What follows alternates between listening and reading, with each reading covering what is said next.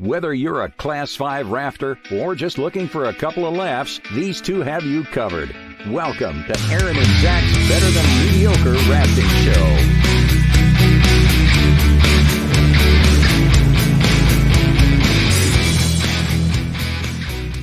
What's up, gentlemen? Happy Friday. Happy Friday. I actually heard the intro today. What's going on? There's got to be something wrong with this. You must be back at home or something like that. I'm back at home. It's easy to do shows from home. It's really a pain to do on the road. I got all my tools in front of me. I got notes right here. I'm ready to go. Yeah, you can pull out any piece of equipment we needed at a moment's notice, huh? I can. Like you even got your football ready. My football. Are you excited about your 49ers? The Niners, our 49ers, gentlemen. You better be a Niners fan, Aaron. Well, of course I am. I grew up close by there. How could you not, having Joe Montana as a kid? So, yeah. So don't say my 49ers. It's our 49ers. Fresh, you're a Niners fan, right? You're not a Raiders fan, are you? I'm not. No, I don't like the Raiders. They left when I was a little kid, so the first time. Yeah. Well, if we wanted to get rich, we would turn this into a football show because that's where the money is. Yeah, but let's get back to rafting because we don't. But then again, honestly, we know as much about football as a lot of people who talk about football, so we could probably do. I mean, I know a lot about football because I've been listening to YouTube videos about this Niners-Eagles game pretty much nonstop for the past 3 days. Who's going to win? It's a tough matchup. What time is it? I think it's around noon tomorrow. Wow. Okay. Let's move on. Look what I got. Oh, you got your surprise. Yeah. Should I open it and try it out right here on the air? Eric, wait, what does your koozie say the same thing mine does? Guide's guide? Yeah, please tell me what is a guide's guide. Yeah. You have the same one? Yeah, I have the same one. Okay. Yeah, I have that one. Yeah. All right. I'm excited to break this out. So I actually was showing this to some friends the other day. I'm like, look, when our fans sent us to this. Nice. They're like, wait, you have fans? Wait, you have a show? I'm like, no one even knows.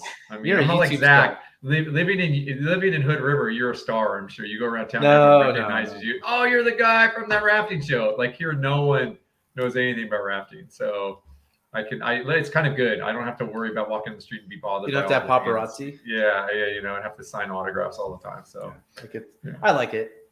Oh, thanks. I saw that comment, so I decided to wipe off all the white stuff. Looking at the comments. Yeah. Oh, these comments. Yeah. Okay. Yeah. No. Yeah, I did because someone said something. I was like, fine, I'll spend some time. Not somebody. A few people were like, dude, wash your face before starting the show and stop eating. Well, the eating's gonna be harder to do, but let's stop. So I'll just drink during the show today. All right. This is your non-alcoholic beer from Johnny, right? Oh yeah. It opens nicely. It has that nice sound to it, and yeah, it smells good. Wow. You've never had this before, Aaron? No, it's pretty good. It's not too hoppy. I'm not a big hoppy fan. Yeah, this is nice. I'll drink this. That's yeah. So, yeah, have you heard about that new water? What's it called? Like kill your mom water, or what is it called? Liquid Death. Liquid Death. That's right. That stuff is awesome. It's just water with a different. But it's in a cool can, so you look tough. Yeah, I was reading some article about it. I was listening to this thing, and they were like, "Oh yeah, I can get my kid to drink water now because he thinks it's cool because he's drinking Liquid Death water." I like Liquid Death. It's like, oh my goodness. So it's helping keep kids hydrated. Well, Dougie, do you know about this?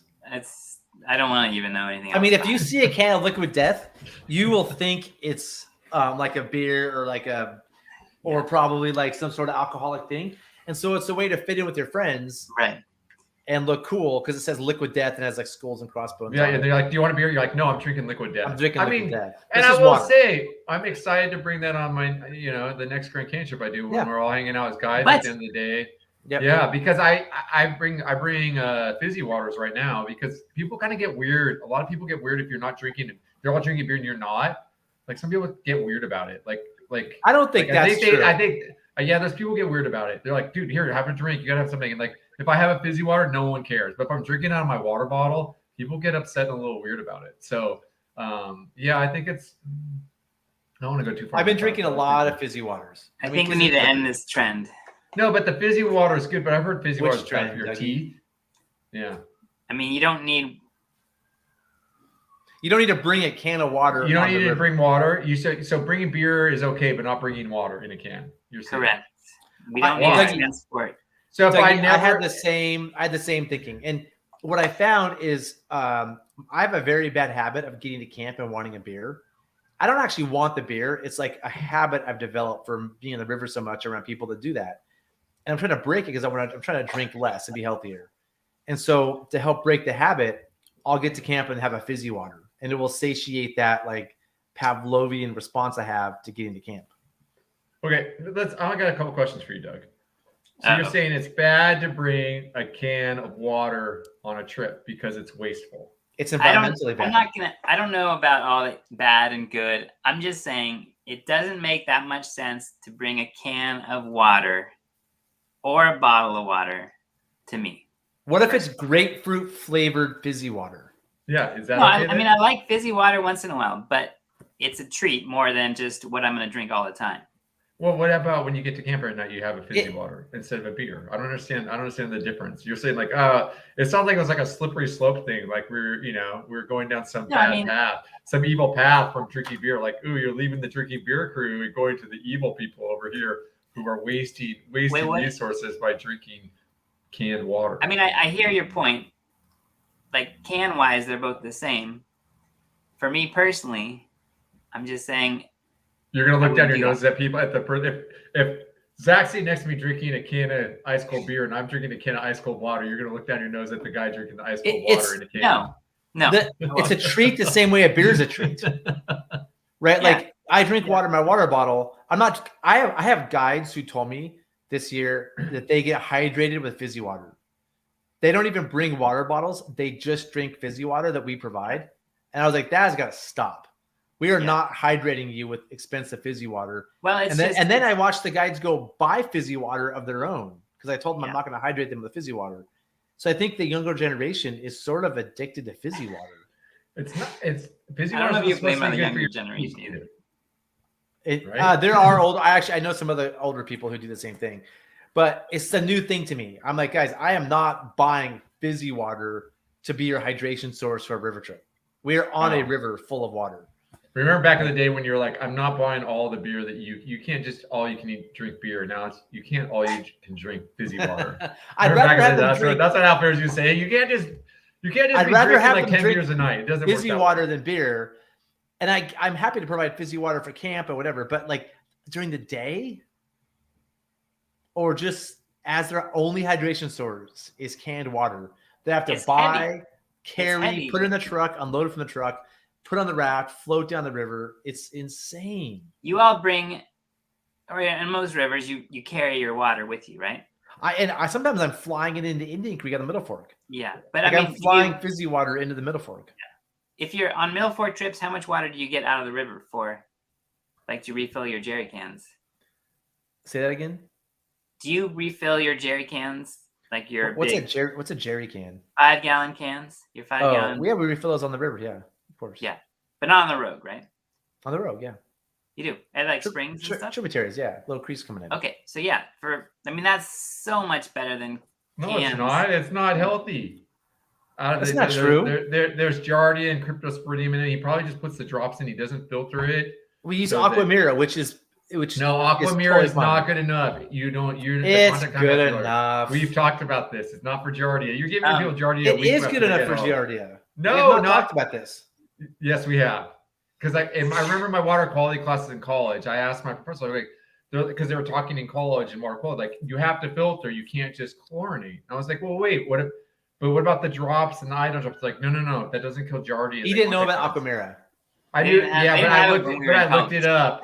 Like, you want to look up? We can all. Guys, we have a show to do here. We haven't even got to the show yet.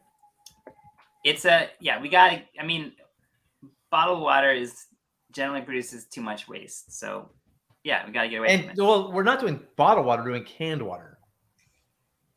Yeah, I mean, it's a little better maybe because it's not plastic, but it's not much better. I mean, it's moving. You're paying for all the gas to move that Suck can. It, Aaron. The internet agrees with me. Wait, what's that?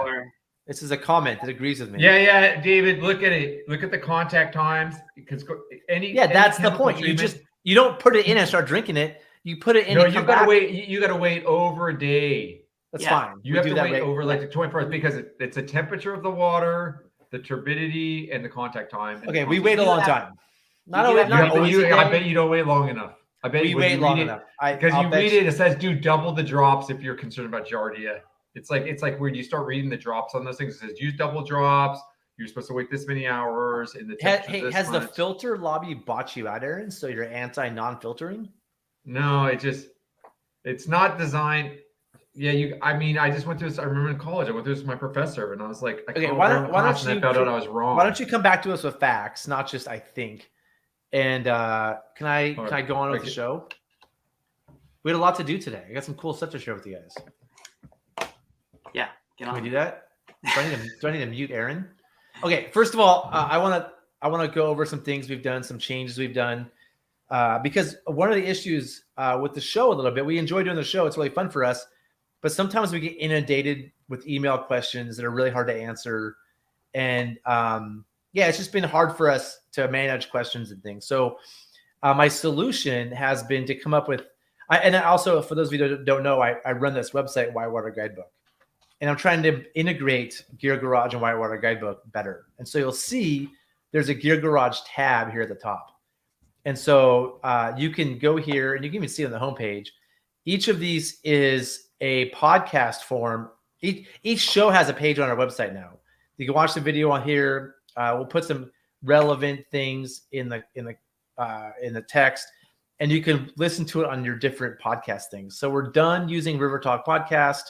And it's all on Whitewater Guidebook now, which is just easier to manage because I had emails coming in, River Talk Podcast, all kinds of stuff. I'm trying to consolidate all of the media we have going on. Do you have a question, Aaron? No, I was going to say the cryptosporidium that it couldn't kill. It wasn't the giardia. Okay, so that was fake news you had earlier. Sort of fake. That was fake news.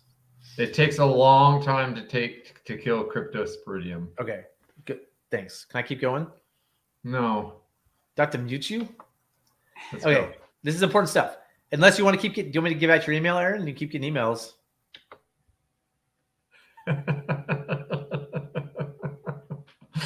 I forgot that you can mute me too. Okay. So anyway, you can also through the website, if you have an important comment, you can leave it here. Or if you want to ask us a question for the Tuesday Q&A show, this is where you do it. So we have a good system now to keep track of this stuff and make it happen. So go to this page and you can ask a question or a comment. We also have the best practices questionnaire, which is basically helping Aaron and Steve and I decide. Like we have all these disagreements, so we're like, hey, why don't we let people vote on the best practices questionnaire? So this is if those of you that have time, if you want to go here, fill this out. It'd be really cool. It's a bunch of questions. It's really fun. We try to make it funny. It takes about 10 minutes, but the results are super interesting. And if you go through it, you get to see the results in the end. We had about 170 people do it. So there are a lot of results. It's super interesting. Heidi, you're right. It's not going to work on a phone. So you're going to have to use a real computer. The phone part's kind of broken and I haven't been able to fix it yet. So there's that. And then going back to here. So we got the YouTube channel episodes here, asking a question or a comment. I also added a forum in part because the people that take our rowing schools they want to connect. They want community. And so this is a way to help our rowing schools have community and connect for trips or just ask questions. This is another place you can ask questions. If it's just a simple, easy question, it doesn't require a whole Q&A show, please use the forum. I'm pretty excited about this. It's just a simple way to keep track of things. And, this is where any Aaron or Dougie or Steve, we could go in at any time and answer these if we wanted to. So I'd highly encourage people to use the forum. And if you're in one of our courses, click these, but there's nothing yet, but you could create a profile. And the way you create a profile is right here under register. So you have to actually register because I don't want a bunch of spam in here. But we have a lot of stuff going on Whitewater Guidebook. On that note, we're out right now, and Aaron, you asked me to do this a while ago. This is, I think, being transmitted on the Whitewater Guidebook Facebook page right now. Oh, really? Yeah. So I also, this week, you can watch this on YouTube, which is where you should watch it. But if you want to watch on Facebook, it's through the Whitewater Guide Facebook page if you're a Facebook person. And it's an experiment. We've never done it. And so for those of you interested, that's a place you can watch it. So why should we watch it on YouTube and not on the Facebook page? I don't know. I'd rather have people watch it on YouTube. Can you comment from the Facebook page? I don't know. We're gonna find out because see how the people see how the comments. Wait, hold on. See how the comments have the little. Oh, it doesn't show up there. Yeah. We see the little YouTube signal. Yeah. I'm waiting to see a Facebook signal come up. I want to see somebody comment. If somebody's on Facebook, please give us a Facebook comment, or just because we're curious. So there's that. Wow, Zach, that's a lot. We almost need to make a recording for all that stuff. That's a lot to talk about. That I brought it up a little bit. I'm going to bring it up a little bit so people know what's going on. But I when I was traveling, I had a lot of time in buses and planes with internet, and I did a bunch of work. And those other whitewater forums that are out there these days, like are any of them actually managed by whitewater people anymore? Or are they just all been? A lot of them were purchased by some big company, weren't they? Yeah, I don't know much about the other forums, and I'm not that interested in knowing more. And I don't want to be a whitewater forum for everybody. I want to. That's because a whitewater forum is a work to manage. I don't need more work, but I want the people who are loyal to Gear Garage and students of our courses. I want to have a place for them to congregate if they want to. I don't want a big, massive forum they have to manage. I don't need more work in my life. Okay, right. That's number 2. Number 3, and sorry guys, there's a lot of administrative stuff to go through. Today. I know I got a lot of stuff. That's why this talk we had at the beginning was silly. I have these Whitewater Guide bag throw bags for sale. These Whitewater Training Center throw bags. Here's one right here. They're made by a guy, Gaspar, in Hungary. You could order them from him directly, but it's a pain. You have to go through customs and PayPal and use PayPal and do all these things. And so I bought 10, and I almost sold out of them a couple weeks ago. So I just bought 10 more. And this isn't like a business enterprise as much as my attempt to help people get throw bags I really, really like. And I think these are the best throw bags going. I've used a lot. What's this River Hardware website? Where's that? It's just a website. I used to make gear. I don't know if you knew this, but I used to have a gear company. Yeah, I did. You and Jeremy did. Right? No. It's not that old, but I shut it down because I was busy like 5 years ago, and then I brought it back up because I wanted to sell like Gear Garage stuff, and people want to buy shirts and cups from our trips. It's a way for me to sell things. How does one get there? At riverhardware.com. Is it linked from? Why do you have it sent from Whitewater Guidebook? Because this is a Shopify store, and merging those would be really hard. Okay. So anyway, there's 3 sizes in a throw bag: a 20 meter, 18 meter, 15 meter. I have all of them right now. You got to speak English, dude. 20 meter. 20 meters like 70 feet. 18 meters like 60 feet. And 15 meters like 50 feet. I have 2 different throw bags. And they're really great throw bags. I'm super stoked on these. So just want to let everybody know. Yeah, on the Cobra locks on there. Well, because I'm trying to sell those things. Hold on, rafting gear. I'm trying to get rid of all. If you want to buy some Cobra spinnies, I really trying to get rid of all these Cobra spinnies. Oh, God.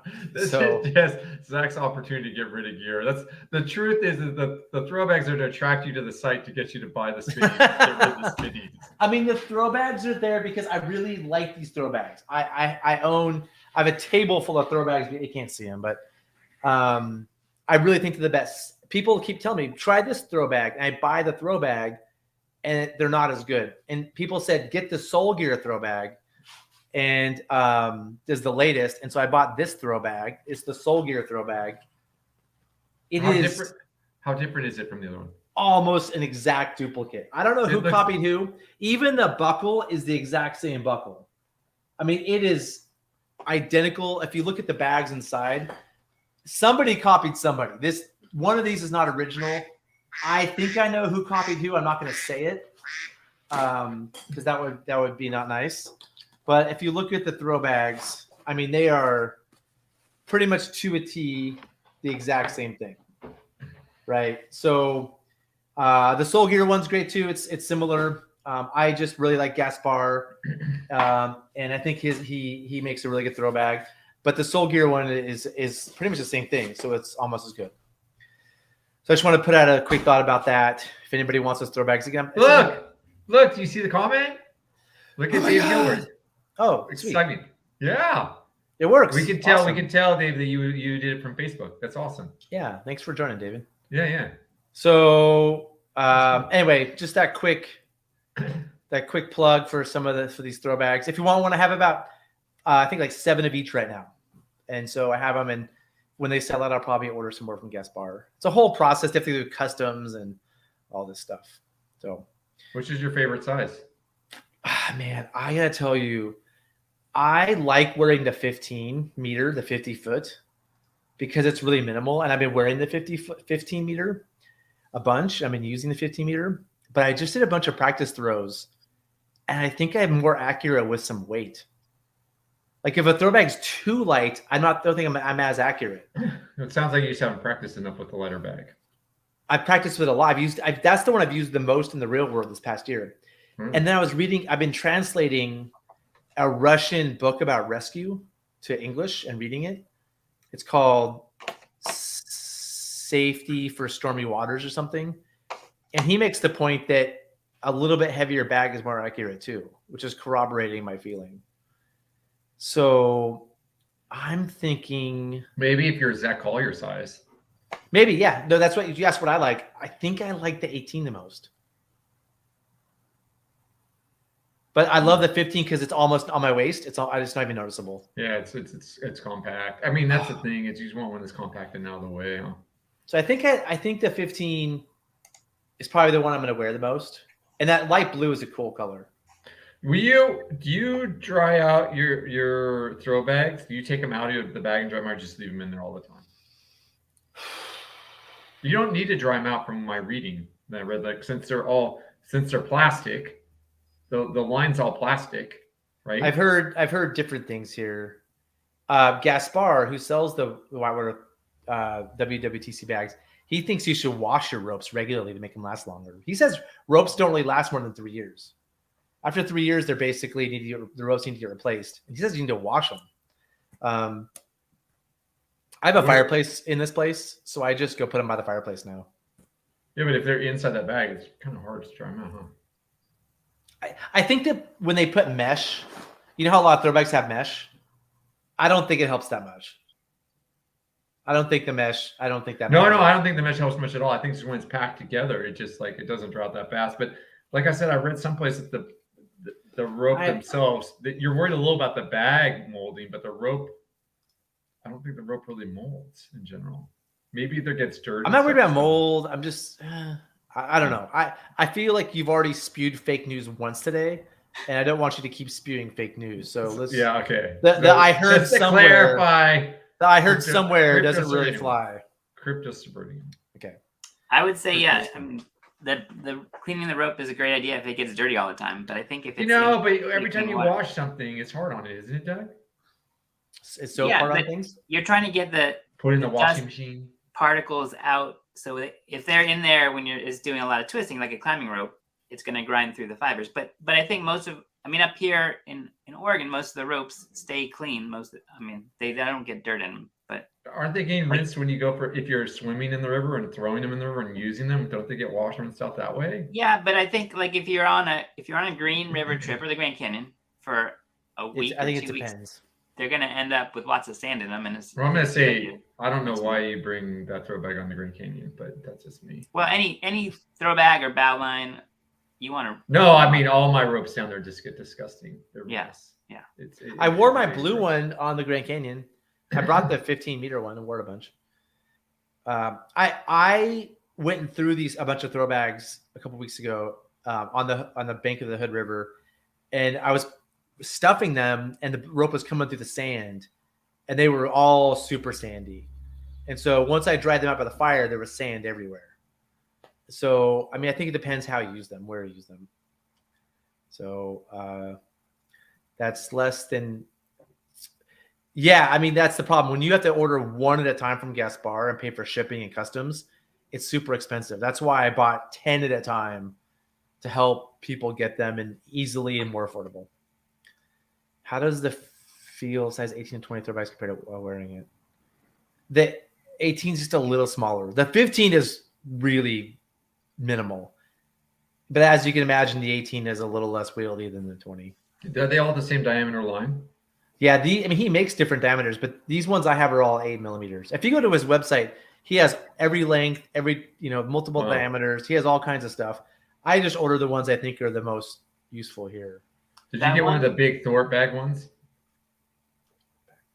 Thwart bag. Like the Thwart rescue bags, the ones that go around the Thwart or something like that. Or is that just that's what these do. I mean, this can be a waist belt or a Thwart bag. Okay. That's what's beautiful. Everybody's like, "Oh, hey, waist belts, awesome! Put it around your Thwart." Like this is a really smart way to put it around your Thwart. The 15 is it's only 5 feet longer than the Astral one that we were talking about. Yeah. On Tuesday. A thicker rope, better rope. Yeah. Yep, better rope. All right.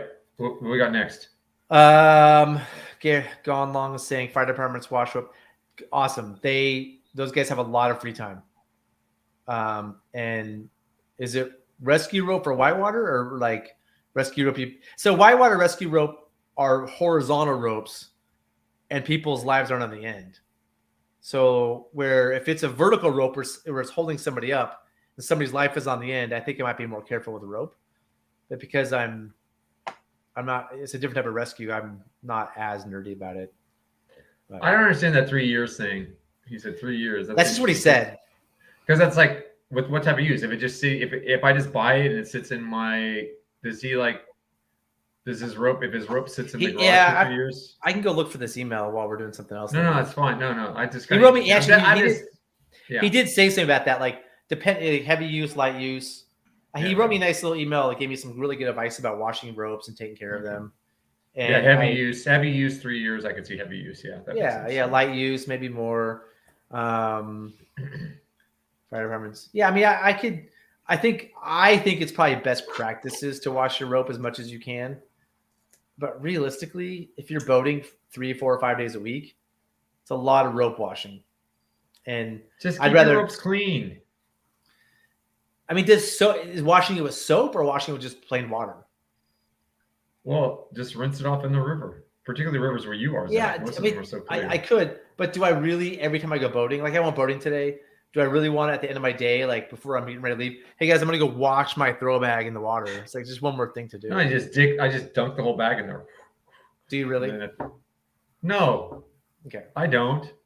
I never wash my throw bag. I just keep it clean because it's in a bag. It's protected and clean. So. I just looked up when to retire a climbing rope. Even if it's not used, they say 10 years. So shelf life, they're saying, even if it's not used at all, you should retire it after 10 years. Okay. Well, it's not a climbing rope. So are we doing the Tuesday or is this the Friday show? Okay, so we are. So we normally only answer questions on Tuesdays, but this was a good question. And it just got this question like an hour ago. It's just a nice I want to answer it now. It's only one question. I think it's kind of on topic with what we're going to talk about throwbags here soon. In a pinned rupture, when is a good time to deflate the outer tube specifically? Well, I'm going to say I've never really deflated the thwarts either. I mean, I think we're in agreement. You don't deflate the floor. Mm-hmm. And then I would never deflate all the outer tubes. I would be selective and deflate.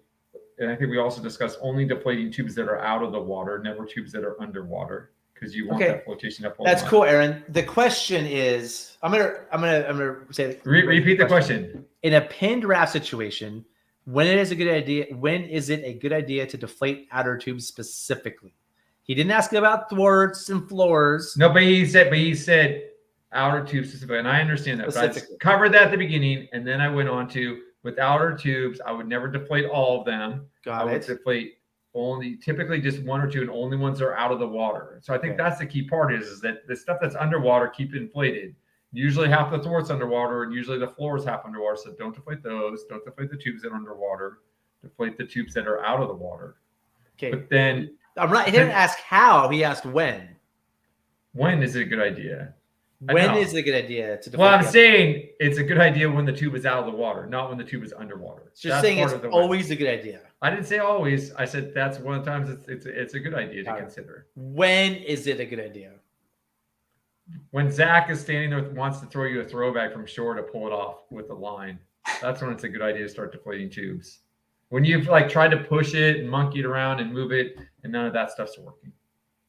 So your answer, Aaron, is you should deflate tubes before a rope gets to the boat. Yes. And what's more about the dynamics of a tube below the water versus above water, like why that's because the tubes underwater, they want to float to the surface, right? Because they're underwater and they're buoyant. And you know how much force it takes to hold a tube underwater when it's full of air, and how much force it's wanting to pull up with, right? So you deflate those tubes underwater, that boat's just going to suction around the rock in general. But if you leave those tubes inflated, they want to float up. And my general discussion with it always when I'm teaching courses is the rigidity of the raft keeps those tubes underwater, those bottom tubes underwater. If the raft wasn't rigid, those tubes would just float up. So typically, if you deflate one of the top tubes, it's way easier on an Avon NRS style raft than it is on a Sotar. The Sotar tube placements are terrible, I would say, for doing this. It doesn't work nearly as well as in Sotar. But one of the quarter panels. So like usually, if I want the boat to go, I think the boat's gonna go off this way, I'll deflate this tube here some, and I want to make it softer. It allows this back end to pop up a little, and then it'll slide off that way. So that's in general when I deflate it, is when I can see where the force is uneven, which side is it gonna go around the rock? Okay, I'll deflate a tube to help it go around that way. But I'll try a lot of stuff before that. So I'd say first you try it like pushing on the boat, moving it around, mucking around, even clipping your foot blind to pulling up on one side, pulling up on a spot. But I like to do that before getting lines from shore, because I feel like lines from shore add a whole nother dynamic of chaos. And once you get a line on, you're not taking it off. Yeah. Like once you got a line, it always escalates. It does. As nobody's like, hey, maybe let's stop pulling with ropes. Yeah. It goes more power. And then it's just more dangerous for other river users coming down. It just the whole managing the scene becomes much more complicated. So that's why I like doing it before that. And I've said this before, I think on the show at one point when I learned to do this, we started deflating tubes, and at one point we dealt with 75 wraps is when I stopped counting, and 2 times we used a rope from shore, and every other time we deflated tubes to get them off. And the 2 times specifically, these are paddle boats. No, they're not. No, they're not just paddle boats. They were gear boats as well. One with Sam's little brother, with little Welch. I remember his in particular on. But anyways, no, they're gear boats as well. The 2 times were Sotars on Cherry Creek when I wasn't in charge.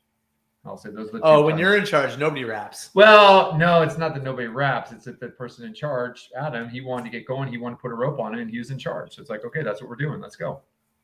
And so I would have spent some more time deflating tubes, but he wanted to just rip it off and go. And it worked.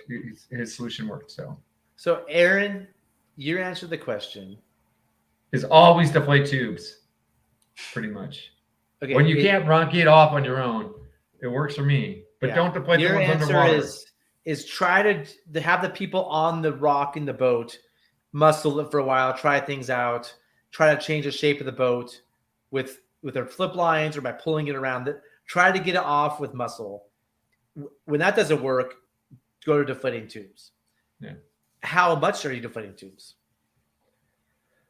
Well, in general, I'm patient. So if I were working on the back when I deflated some, stop, rest for a while. And I basically go till it's soft, till like you can push it in pretty, like it's not like just soft stuff. Like you can push it in like 5 or 6 inches. Like you can really push it and get it soft. Like where it's like crazy. Like it's going to be terrible to raft afterwards. You're going to have to put air into it afterwards when it's really gotten soft. I'll go back then until it's soft, but I won't take all the air out because you want some air in there. So I think the only problem, I think this works if you're Aaron Cavanello. And it's worked for a lot of students who I've had. They've gone through and they email you. They say, Aaron, thanks for teaching us because we would have gone with ropes and caused a problem. Yep. Okay. I think that though you have to have some good judgment before you start deflating tubes. But I'm going to say this: you also have to have good judgment if you're going to use a rope from shore and pull from the right spot. You're not going to get it off either. That's true. And in some ways, I think you need more good judgment to use a rope because it's more complicated. You're putting a lot more forces into the system. With deflating tubes, all you're trying to do is reduce the amount of force on the boat. That's the whole point. Like, I'm deflating this tube here, so this part pops up, so there's less force on this part, so it can go around this way. In general, you're adding force to this situation with the rope. Deflating tubes, you're removing force. I'm going to take always adding force, but yeah, with the ropes. I mean, pretty much. You're adding force to the system. Go ahead, Dougie. Off subject a little bit, but when are you worried about the baffle blowing? Like different types of boats. On shore, put in. Like, will deflating a tube entirely and having the other one. I'm going to say this. What's the point of a baffle then if you get a hole in one of your tubes? Think about that. You're rowing down and you run into a rock and it pops the tube and your baffle blows. There's no point in the baffle. I would say.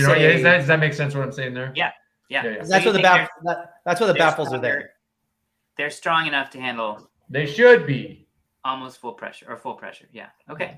It depends how old the boat is. It depends if it's PVC versus urethane versus the newer boats don't seem to have the same baffle problems. Sotar had some boats in the 2005 to 2000. There was a time in there where they're having some sort of rot on the inside and the baffles are blowing on those boats. Like how about the airboats? How do those bags do? I don't know, but they're separate. They're totally separate there.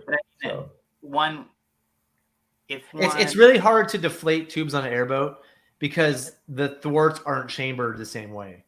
Like it generally. So let's go back a second. I want to try to reframe what Aaron's saying. I like deflating tubes. I'm with you, Aaron. I like ropes are fun and cool, and you get to feel like a badass with ropes. But like deflating tubes, it's like it just works, and then nobody gets to be like super rescue person. It just kind of works. But when you're looking at the boat, there's two half the boat's above water, like one side of the boat's usually above water, and there's a right and a left. And you generally want to change the shape of the boat so it comes off a particular side. And so by deflating the tubes, you're making that catcher's mitt smaller on one side.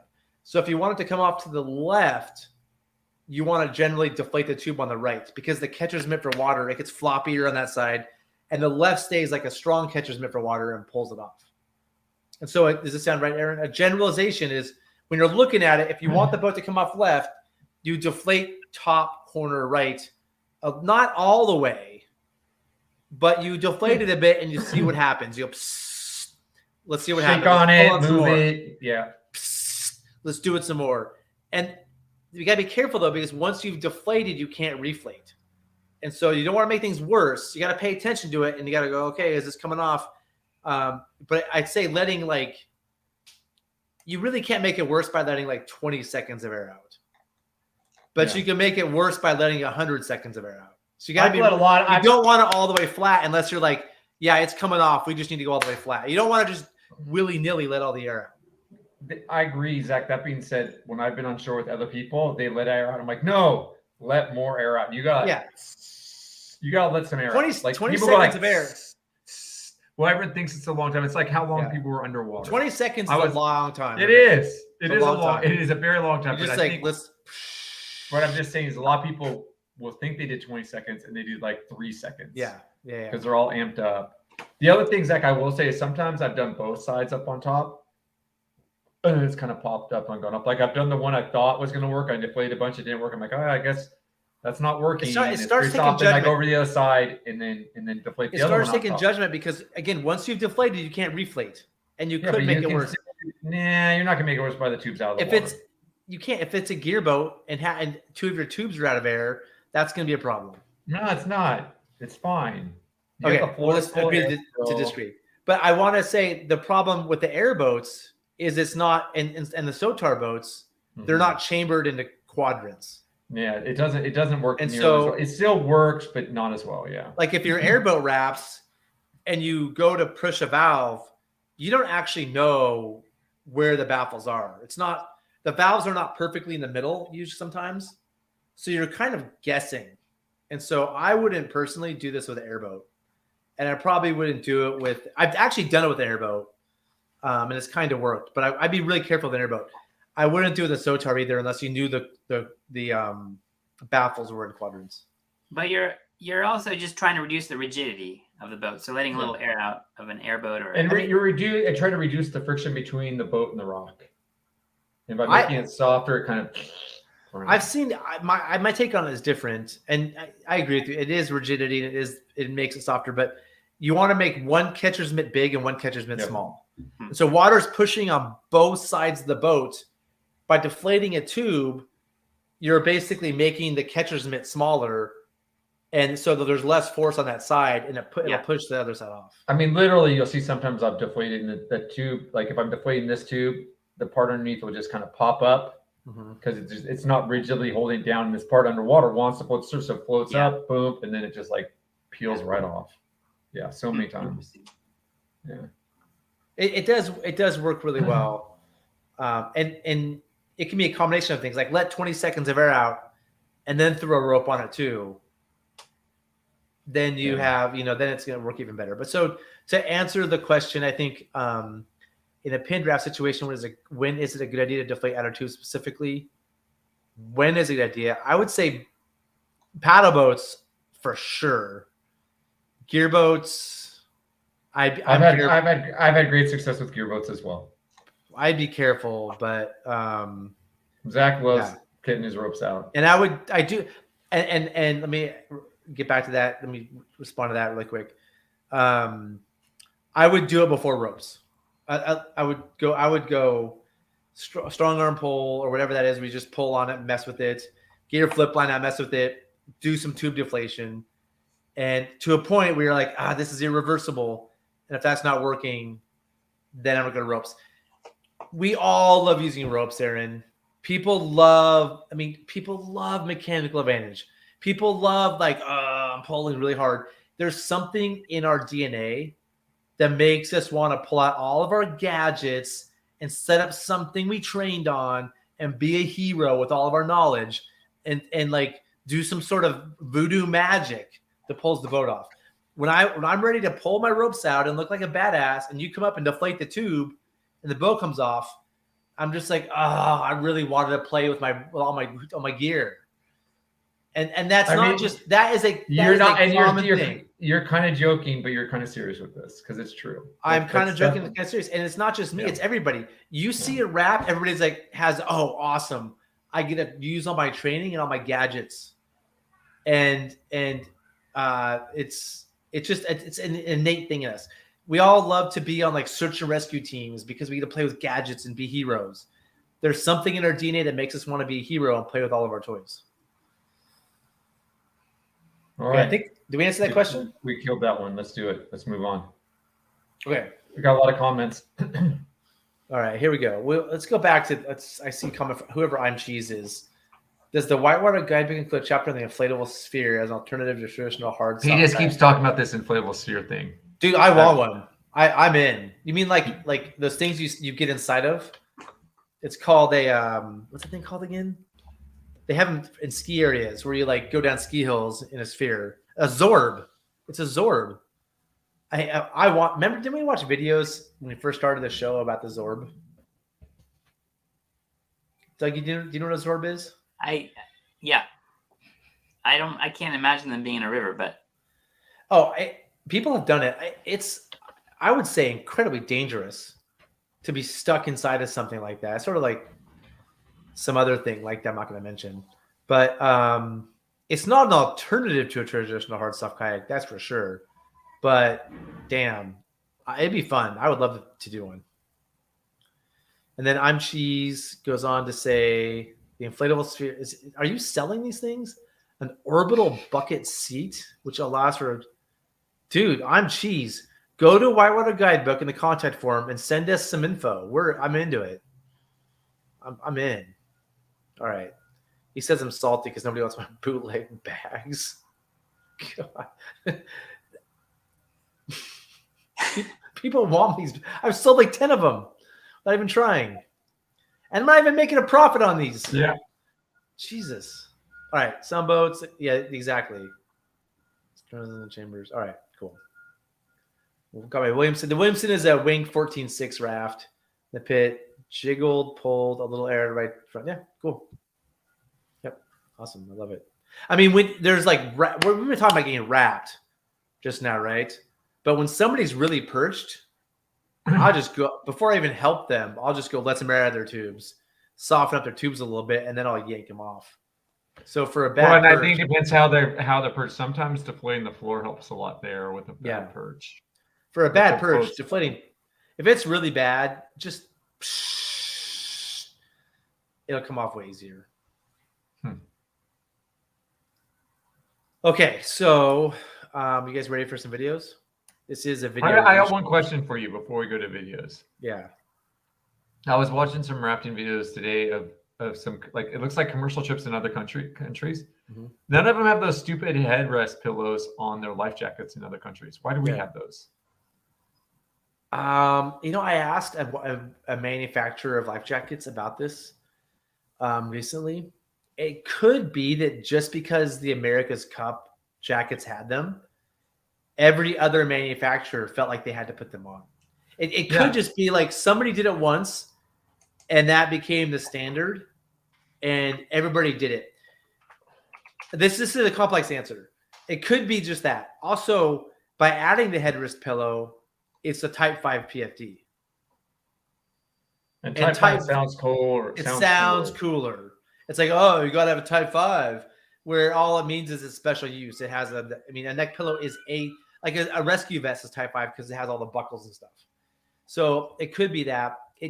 It's also, he didn't know this for sure, but there's some really complicated legal statute having to do with PFDs and what people can wear. And there could be something in legal statute that says commercial guests have to have he doesn't know this for sure. He's just like, because it's so complicated that people have to have Type 5 PFDs. Is it a national law or a state law? A federal. There's like federal laws, like Coast Guard things. It's very the laws associated with PFDs are crazy complicated. After I sat down with him for like an hour and asked him a million of these questions, and I walked away. My head was just spinning with how complicated. Kayaking trips aren't required to have people with those. Well, here's the thing, Aaron. It could be in statute somewhere, and nobody knows about it for sure. Like the manufacturer didn't even know. Like it could be somewhere hidden in statute. Yeah, and Bigfoot could be out there too. Yeah, I don't know. I have to look. There's a lot of things that could be true. There could be a rule about them having to have 30 pounds of flotation. Yeah, we don't know. Yeah. There could be a rule that I would have to be painted brown. Yeah, people say, "Oh, it's because if they get knocked unconscious, they'll float their head." PFDs are designed to like put you on your back, even without the neck pillow. So like the neck pillow is sort of silly. I think it would help the commercial rafting industry if they got rid of those. I have to look. I mean, I don't want to be the only one. I'm going to say this: if you were the only company, everyone would be like, "We want to go with that company. That company's got the cool vest. Yeah, but they're way cooler." If you have a problem, you're liable. If you're the only company that doesn't have it. Yeah, but as anyone, they have to prove that because it didn't have the head pillow, they drowned. Well, it's also like who knows if they could or if they couldn't. But you don't want to be the only one doing something. But we'll put that on our to-do list of things to look into someday. I remember taking the Utah guide license test, and it mentions a ton of stuff about, and I feel like it had something about Type 5 required for guests, and that could be a Utah, because Utah's a little stringent. It could be a Utah specific thing. Okay. One of those big government states, right? Utah. I mean, our guides don't wear Type 5 PFDs. Exactly. You don't require the guides do. Yeah, and when some guests show up with their own PFDs, if they're good PFDs, they fit well, they're new, I'm like, yeah, cool, wear your own PFD, even though it's not the one I'm providing. But I could be breaking the law. Yeah, I'm buying a new life vest for my daughter, and I was like looking at when the last one we had the head pillow on and everything, the little infant one, and the one I'm getting her now is a Solcus one. It's like $35 because it doesn't have the head pillow. It's way cheaper than the ones with the head pillow. The head pillow ones are like $70. And I was like, okay, I'm getting my daughter the cheap one. I don't think it really matters. The head pillow is kind of annoying in the way. It's not easy for her to run around with it. It was kind of annoying. So I'm like, oh, this seems, am I like not keeping my kid safe by having one without a head pillow? I'm not going to say. I mean, none of us are wearing ones with head pillows. I hate answering the question, is this safe? I'd rather answer the question, is this responsible? Or is it responsible? I think it's responsible. Okay. Nothing's safe, but there are things that are responsible. Can I watch a video? Yeah, let's do it. All right. So the theme of We're today, watching a kayaking video. the theme of the day today is throw bags, and we're gonna watch some throw bag related videos. This guy is a C1er, which right from the beginning says bad news, right? Yeah. Dude, I know some badass C1ers. I know, but it just seems like, why would you see one when you could like have 2 paddle blades? Yeah, I mean the same thing. Why would you snowboard when you have 2 feet? Yeah, exactly. Now he has no paddle blade. So this is an unpleasant place to swim. What was that? Water bottle. Yeah, maybe. He's got thumbs up. Is he pinned? Yeah, I think I watched this once, but I forget if he's pinned now or not. We'll see the video. So we got homeboy with the throw bag. This is that Astral throw bag, the chest one that we talked about Tuesday with the Rescue Randy uses. And honestly, that's how a lot of throws are, right? You know, it's just I wouldn't have done it like that though. How would you have done it? I would have just thrown him a coil, so he didn't. So he doesn't have the whole. Yeah, that's smart. Doesn't have the whole bag full of rope in his hand. Yeah. Pull out 10 feet, coil it up, and toss it out. Just toss him a little coil. He grabs it, and then you're like, okay, I got the rest on shore. And you see, you let go of it. And then now you got to pull the bag back up, and But we'll see why in a sec. So like, if there's different views of this video. The guy was like, "Hey, I'm gonna throw you this just in case you swim. Hold on to it while you're climbing on the rock." So it was more of like, I don't know if it made it easier or not, but now he's on the rock. And his kayak is pinned. Look at that. You can barely see his kayak. Wow. So this is the view this is the GoPro footage from the guy from shore. Same thing. This is where he is. You can see him throw the bag. Now he's going to get out of his gnarly. Yeah, that's pretty scary. Are you turning on a heater or something, Zach? What are you doing there? I'm turning on a heater. Is it cold? Yeah, I had it on. It was hot. I have a little propane heater next to my desk here. Wow, that's not one hand turn on. I have to like do a pilot light. I got it. Yeah, look at this kayak still stuck there. So, any thoughts so far? No, I mean, nice job climbing out. Good job helping him out and spotting him. The one thing, maybe he held. Did he hold on to it the entire time he climbed up? I didn't really. He climbed up and kind of let go of it as he's climbing on the rock. You can see if we go back. Sorry, let's see if we go back to here. So here he is. Is this after the rope? He'd already let go. He already let go. He let go back here somewhere. Here he is. I think he's still in his boat there. Yeah, I think so. This is the big. Yeah. So Aaron would say, just pull some coils here. Don't throw the whole bag, because then you have a bunch of rope you get tangled in. Would you, Aaron? And then the bag catches a lot more current. And so he has the rope in his hand. He's getting out of his boat, and then he let go of it as he's climbing on the rock. So I think the guy's idea was like, when you open your skirt, if something unexpected happens, at least you'll have a rope in your hand. Because when you're in your kayak skirt pinned, once you pull the skirt off, you don't know what's going to happen. The boat can fill with water, go downstream. Who knows? So I'm imagining this is not roadside, and he actually needs his kayak. He can't just like walk to the car. But I'm surprised they got this kayak out. Look how buried that thing is.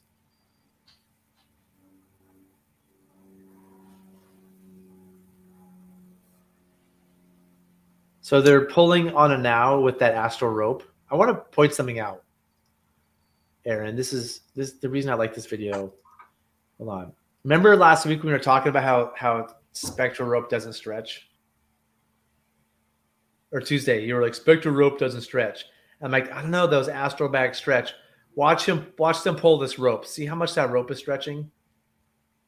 Are you sure it's stretching and they're not bending the kayak? The boat, it's finally moving. The boat's moving every time they pull. It's moving the boat back and forth. No, it's not.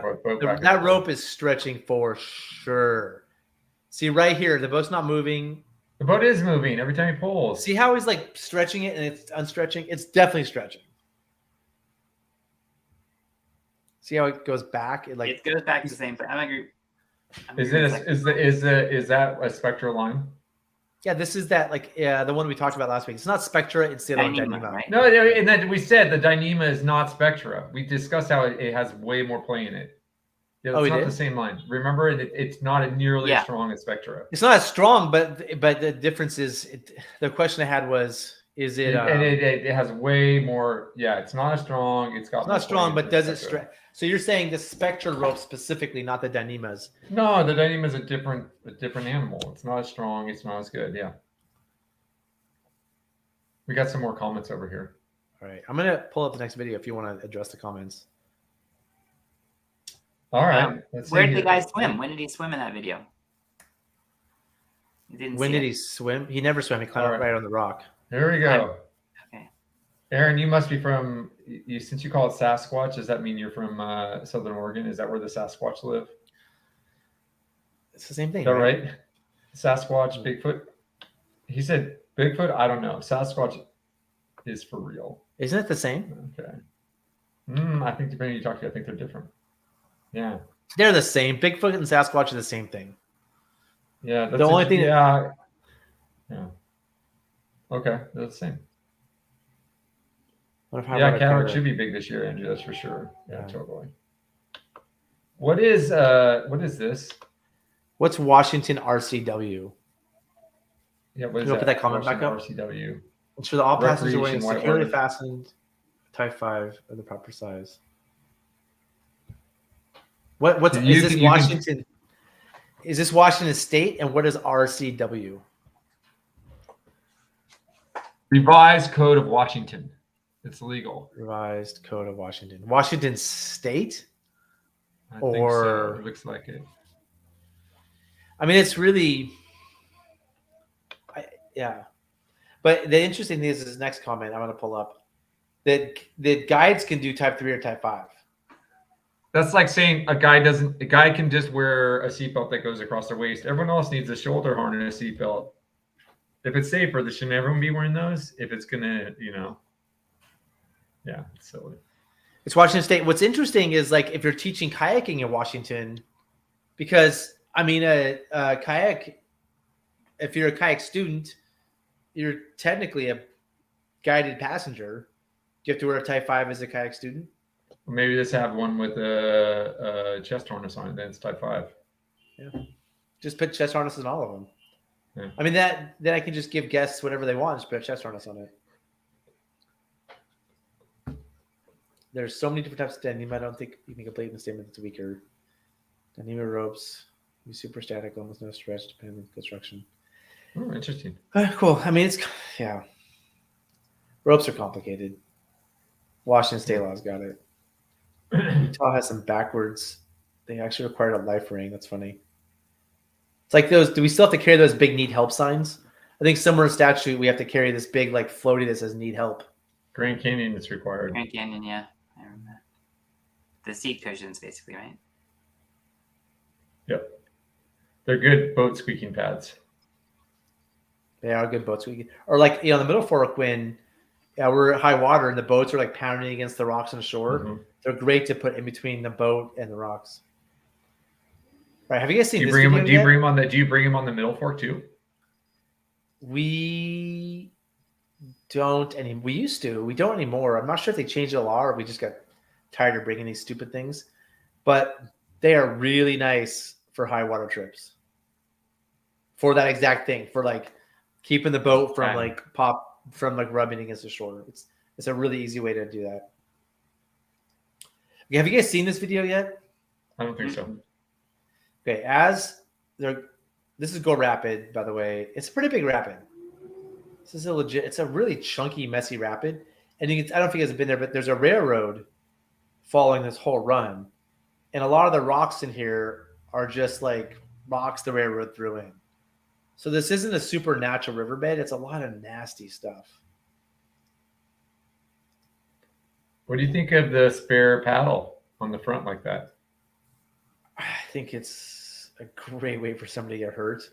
Just taking the teeth Just get plunk board, just wham. I mean, that bow line wrapped around it isn't my favorite thing either. I mean, that is a foot entrapment. I mean, that I'm not stoked on that either. Yeah. So, do you think they're gonna? Just guessing so far, how do you think they're gonna do? On the road? Well, we're watching a video of them on YouTube, so I'm guessing they're not going to do well. Okay. They're not paddling together very well. Nice line.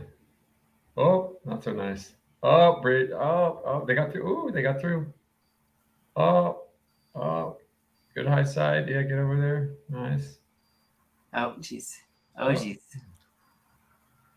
All right, let's start deflating some tubes. I'm joking, not yet. Oh, what is that? Oh, that is somebody's leg caught in a perimeter line. Gosh. Oh. Which I think was a tight perimeter line, but once the boat bends, it's not. So, do you think this is going to turn out fine? It's just it's like kind of sketchy. I do love the old NRS wetsuit there. That's one of those old school NRS wetsuits.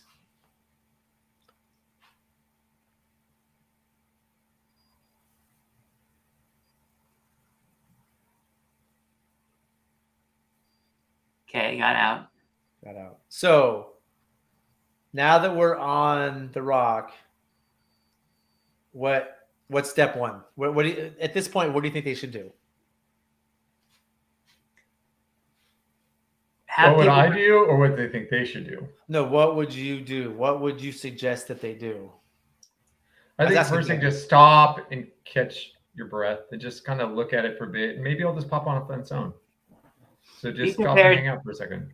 Be prepared. It could come off any second, so be prepared to jump in, I'd say. Would you have everyone jump in if it came off, Doug? If they could, yeah. That's better than being on that rock. I think I would. My big thing is think about what's going to happen after, which you guys both have said. Like, hey guys, let's take a second. All right. Yeah, exactly. This is a gnarly swim, by the way, below here. We really don't want anybody to swim here. So get your feet stable and realize when the boat comes off, you may want to jump on it, but you want to make sure if you're going to jump on it, you're going to end up in the boat. Like, let's just take a second to think about the aftermath of this thing coming off. Yeah. Is it that bad to get throwback to shore from there? Like, kind of, you get pendulumed over, right? It doesn't look great, but it doesn't look bad. You'll see. There's two spares in the back as well, looks like. So there's audio that goes with this that is interesting, but we're not going to play the audio because it just gets messy. There's some other really weird safety thing going on here. I forget what it was. Beyond just the leg getting trapped. Would you go to tube deflation here, Aaron, or push and pull first? I'll push and pull first for sure. Okay. And I might, if there's somebody up there. There's people up there. So we know, like, for the people who love ropes and Z-rigs, that team is coming down.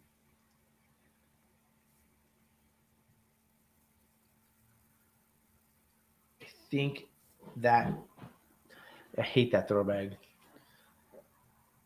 But if I remember right, it has a non-locking carabiner. There's the swim. It's a nasty swim.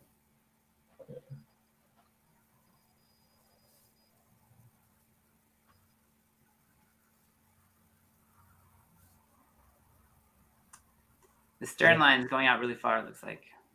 Is the stern line untied? Might have untied. I can't tell. Yeah. Looks like this bow, whatever the bow stern line is untied. Stern line.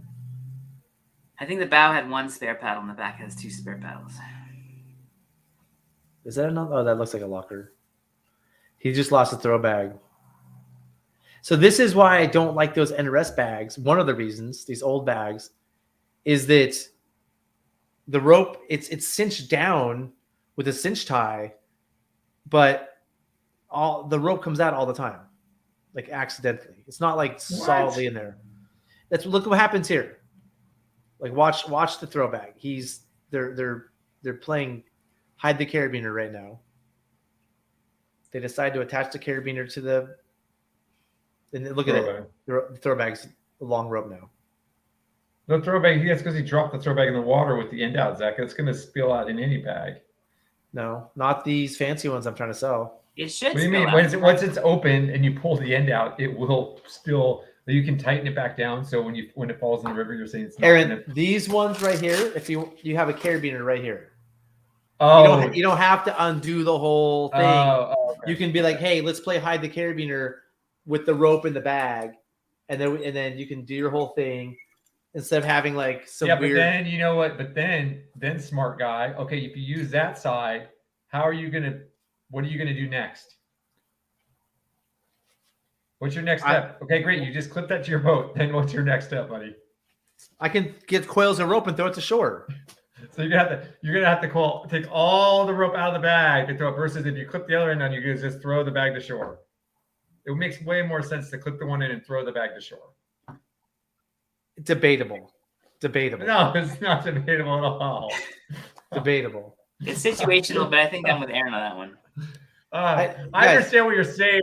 I like the little pouch for on the bag that you have, but I don't think that would have prevented this problem because you would have switched the carabiner over. You could have dropped the bag. I think the bigger takeaway from this is why try other things before we get throwbags out, because throwbags get things complicated, loose lines. They're lucky to get wrapped around someone's foot, gets caught somewhere. There's just lots of problems with throwbags. Just pull them out to begin with. That would be my comment.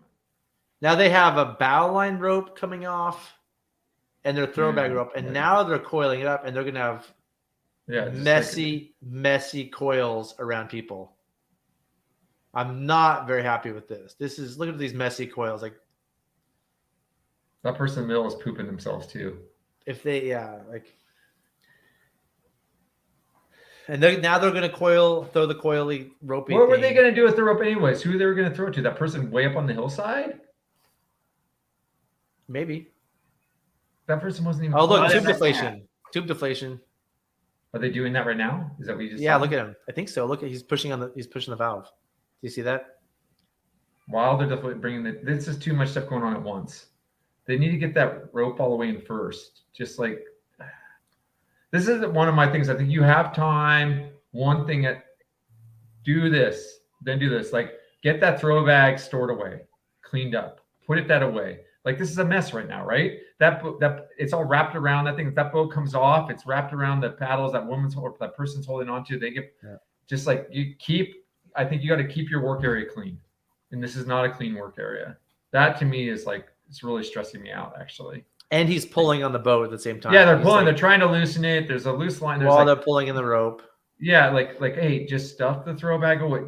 It takes a couple minutes to restuff a throwback. Restuff the throwback. Close the throwback up. I think the problem here with this is the audience. When there's people watching like this, adrenaline's up, and you want to get that boat off as fast as you can because people are watching you. And I'm just saying, like you're Aaron Cavagnolo. You've been on a million of these. You're like, oh, just take your time. I don't know. Just do one thing at a time. It's easy now, but when you're learning to boat or you haven't done this a lot, and you pin and people are watching and there's no one person who's a good leader in charge, things start devolving quick. People move too fast and do too many things. And I think this is when Dougie is helpful to have your Dougie around who makes everything go slow, who slows things down. No, I'm serious, Doug. Like you're not going to go too fast. You're going to be methodical, and you've always been methodical. Even your first day out there, it's just like for that. We have time. But I think that's the old Bobby Deary thing. Go slow to go fast. Like, all right. And then talk through, okay, what are we doing? Then what's going to happen? What's the outcome? What's the plan here? All right. Okay. Because that one person who's freaking out, if there's a way to bag them to get that person off the boat to shore, I might just do that right now because that person looks like they're stressful. They're in the middle. They're kind of in the way. There's so many people on the rock. Like get the person off the rock. Yeah. Like let's stop. And let's get fewer people. We have too many people in the boat. Let's not put any ropes out. Let's get some people off this rock because it's gonna get messy. That's just an idea. I don't know this situation that well. Like people who've been there before, maybe know more. Maybe that boat will pop up and sit a place where it's easy to get on it. There's time to get on it. But yeah, that would be my thing. It's just okay. Slow down. Let's simplify the situation. Maybe have 2 of us on there because 2 people can easily jump on the boat as it comes off, and the boat's going to be light. But just get the extra people off. Well, it looks like they let a lot. Here it comes. Okay. So now it just by some pulling it just came off. And that bow line is still loose. There's ropes everywhere. Oh God! Yeah. See. I mean, did you see? If you go back, sort of like a second ago, there was rope around a foot as it was coming off. Oh yeah. Right. Let's see if I catch it. Right. They're pulling on it. They have tangled, mangled rope. They're pulling, and this is where like that one now at this point, the river right side that you probably see is a very small catcher's mitt. The river left side is a big catcher's mitt. Yeah. By pulling it, they changed the catcher's mitts. And they're pulling that side up a little bit too, so it's catching less water, getting more out. Yeah, they pulled it kind of up on the rock. It worked well. I think but their technique was. Do you see that? Do you see that foot? Yeah. Tangled in the rope. And this last person's left here too, and there's a bunch of rope by their feet, and and there's this. Imagine if they got pulled down with their feet around a rope. Yeah, exactly. There's down 2 that. See, this is why. I mean, if they had the throwback clean, more likely everyone would have gotten the boat before it got off. I think there's a lot of, and I'm going to say this is something else you said for having your paddle boat be very clean and have a lot of open space. We have a lot of stuff in there. It makes it harder for people to get back in a situation like this. So, yeah, they had too many bags just randomly tied in everywhere. Yeah, I mean, I'm not going to say too many, but I'm going to say if there were less, it might be easier. Or if it was in there, like there's a lot of just like people, like everybody brought their own little bag. Like, hey, I got my pipe in my dry bag. Can I bring that? And I can bring my lunch bag. And everybody has their own ditty bag. And like, I don't know, leave your pipe at home. You know, like just bring what you need. Just bring one pipe for the group. Is that what you're saying? Yeah, it's just like one shared pipe. Yeah. Like, keep it simple. But at this point, which is, if you listen to the audio, they start talking about, should we just swim this? Which, I mean, it's certainly swimmable, but you're going to be beat up. The conversation they have, they're like, I got this. Let's just do it. It is, you really want to try to avoid this swim if you can. I mean, are they going for it? It's so it goes, I bet. It's not the worst. Is she doing it? She's getting, so she was about to, and then someone said no. And I think the guy is like, oh, no, I'll go first. It's an interesting conversation. Doors like, no, don't do it. And then I don't know but somebody's like, look at that eddy. Now, do you think you can swim in that eddy?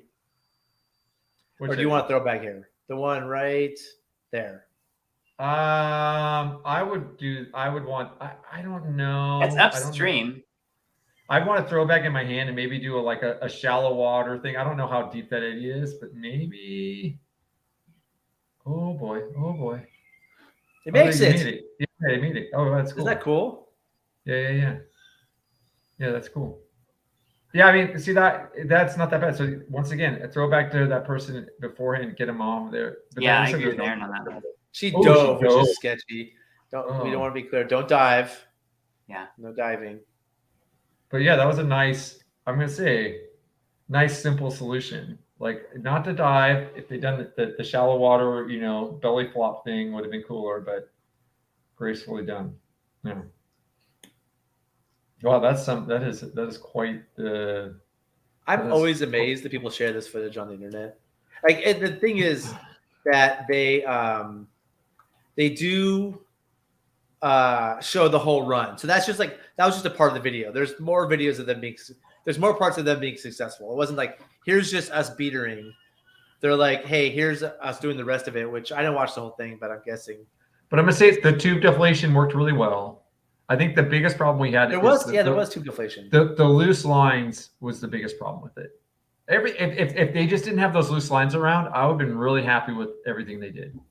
If their bow line hadn't come undone, and that throwback, when they pulled that throwback back up, they just stuffed it, and I'd be like, okay, yeah, man. I mean, even if they tried to do some of the throwback and keep it whatever, but if you stuff it back and clean it back up, that's great. And I think, because their solution was a classic, and that's it right there. We talked about deflate tubes, move it a little bit, and it kind of popped up, and they had time to get in the boat. They actually had some time. Yeah.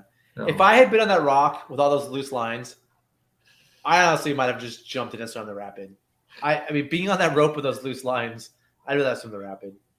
But Thomas, great point. Stop doing everything until there's a plan. If people are organized and stable, really good plan.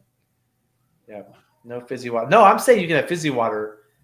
And you can have a pipe, but they probably had like 5 pipes. That's a little too many pipes. And you're not allowed to have the whatever the kill you water, the death water. What is it called? Liquid death. Liquid death water. No, liquid death water. That's what's not You can have allowed. liquid death. Dougie says not on his trips. I'm putting words. Wait for someone on shore with a throw bag, whether or not you need attention. I think it's a good move. I think waiting for some downstream safety is super smart. Like, hey, let's just chill here. Let's get somebody that. Hey, guys, you guys don't want to do a Z rig. How about you go stand downstream and be downstream safety? We got this. Like, I think having. Yeah, that sounds good. Yeah, like that. Oh, there is in a hurry. Thomas, some very astute points on your end. Which reminds me. Speaking of astute points, we should have a contest. Yeah, that sounds good. I had a photo ready. I'm trying to find it. Oh, wait, here it is. Do you guys want to do an intermission and do a contest for a prize? Yeah, let's do it. Let me see if I can upload it. If it'll let me. Hold on. We have to go. Hold on. Stop. Give me a second, guys. I have to get this ready. So, Aaron, tell people what they'll win if they win the contest. This is for members only. Okay, members only. You have to be a member to win. You can win a book. Which book? Rivers of California or Rivers of Oregon. Either one. Tim Palmer. Tim Palmer. Tim Palmer. And then you could also win some Cobra locks if you want. A pair of Cobra Orlocks used. And then if you want, you could also win is a picture of a not truly signed picture of Patrick Swayze. I'm out of those. Nope, I'm out of those. You're out of those? Oh, no. Somebody won that. I forgot that. That's right. No Patrick Swayze then. What else you got there? I got Rivers of California. You got some ropes. How about some ropes? No, those ropes are. I got this dry bag. This brand new dry bag. That looks really cool. Yeah, you're not getting rid of those ropes anymore, huh? You decided to keep them? Which ropes? I thought you were getting rid of those long lines. You had those extra long lines you were getting rid of. No, those are big prizes. I'm not getting rid of those. Those are big prizes. Okay, so those are for the contest. So to win the contest, somebody has to say in the comments what rapid this is. Oh man, they already got it. Boom, boom. Sean and Becky. I'm gonna call that a tie. And so Sean and Becky, you just have to go to whitewaterguidebook.com, go to our contact page. See how easy this is now, Aaron? It's and amazing. Just leave us a note with your address, Sean and Becky, and we will. And what you want? You want Rivers of California, Rivers of Oregon, or this green dry bag, or a pair of Cobra locks, and we'll ship you both those things this week. Okay, back to the show. I gotta now get this thing open though. Man, they got it quick. I thought that one was gonna be hard. It was a weird angle. Of ladle, so I'm surprised people got it so fast. Okay, this is on the Ohana Pakash, which is a section of river in Washington. Make sure the audio is down. Got to go through the advertisements first. Did I give you heard of this run? No. It's near, I think I might say Helen somewhere. Oh wow. Somewhere up there. I haven't done it, but it looks amazing. It looks like the West Fork of the Hood a little bit. It's quite a bit steeper. There's some pretty big drops. Oh, already. Ooh. This is my least favorite thing of all time. Yeah. I really, yeah, but like on holes where you're like, how am I going to get out of this? When you're side surfing, you're like, and the swim is awful. This is, then you gotta, this is just awful. It's the worst feeling. Yeah. I'd much rather be in a raft. I was just gonna watch kayakers get beat down. Ooh. Look at that. Is the person still in their boat? Oh no, out of the boat. Pretty sweet, huh? Yeah. I mean, I think the things I really like about this is somebody saw the beatdown happening. As this is happening, they set up on shore, got a good position, great practice throw, and got him in before that next drop. What do you think? What's the guy doing upstream? Oh, is he walking back across the river? I don't know. I have no idea. I had the same question. I don't think he's walking across the river. Yeah, it looks like it. Maybe. All right. Is that it? That's the video? Oh, there's one more. I haven't watched this one yet. I think somebody's stuck in there. Jesus. Oh. Is that the case? He's being really careful with that rope. You notice that? Oh, that guy's on live bait. Is he trying to get a boat, maybe?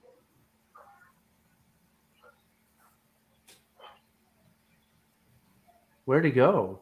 Is he underwater? Holy shit. I didn't watch this part yet. What? Oh, boat. Yeah. That's bold. Yeah. Jesus. Different boat. No, that's the boat where she was in, right? Oh, it's the same boat. Okay. Wow. Let's watch that again. I didn't even watch it. So yeah. Jeez. Guys. Look how long he's in there. Did he swim behind the curtain? I think so. I think they could probably see him because they weren't freaking out. How did he pass the drop? That is It's insane. not really looking at him. I see the boat a little bit there, I think. No, yeah, I saw the boat. Wow. That looks kind of fun. Swimming behind the curtain and get pulled back out. Doesn't look fun to me. Is that what happened? Did he get pulled out? Like, is that, or did he? Yeah, the guy pulled. It looks like the guy pulled him out, or maybe he swam back on. Let's see. So he's got the rope. And did he tug on it a couple times? Did the guy yank on it a couple times? Not really. No, the guy. They see how it started. Like, no, it's was it doing that the whole time? Now he's pulling it, but yeah, I don't know how he knew. That is amazing.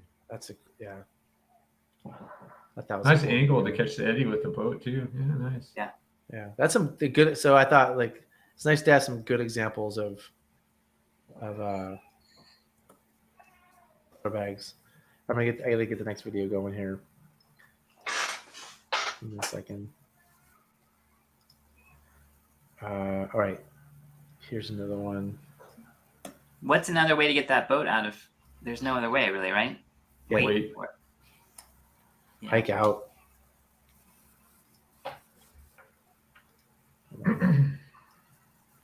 All right, do you see this? Oh yeah, I gotta get it up. Okay. This is a pinned canoe rescue. The rope's slacking, then he got pulled in. Yeah. That's possible, Noel. How's it going, Noel? Yeah, good to see you, Noel. Yeah, they must have. Maybe they've done that a bunch.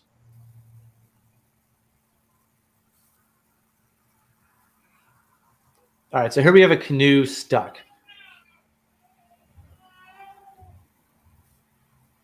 What would you do with this stuck canoe?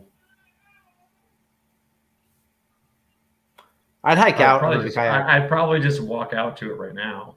I'd hike out of the canyon and go take a hard shell kayak class. Well, that would be a good idea. Yeah, I don't know if I would have something clipped to me for this. Yeah, I think this is my thing about people taking rescue classes. I think they think rescue classes means throw a rope, go on. I mean, you could walk out there with, what's the rope attachment we're going to do? I mean, if she swims, she'll just swim back to shore. Or have it back down shore. Yeah, I think this being on whatever, what's that called when you're on the belay? No, you're tied to your thing, and they're trying to pull this canoe. Which I gotta tell you, this canoe is so heavy, full of water. It's not going to come off. It's not on belay. It's called being on. I don't know. Anyway, using your safety harness, like. Live bait, you're talking about. Jumping into the curtain, yes. Like walking out to that's a class huge rapid. That's a huge eddy down below there, and Yeah, that doesn't seem like a So spot I now would use it. somebody else who took a Switchwater class is on live bait going out there.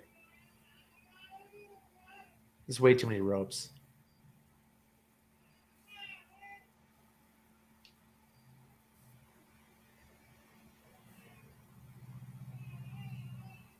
It's nice we have this video. So now this person is just basically changing the shape of the canoe in a way. Like let's try to figure out how to have less water go inside the canoe. And so they're just kind of pushing on it a little bit. Yep. The ropes aren't doing much. He's just like, let me fidget with it. Let me have less of the canoe underwater. Which could have been a nice step one.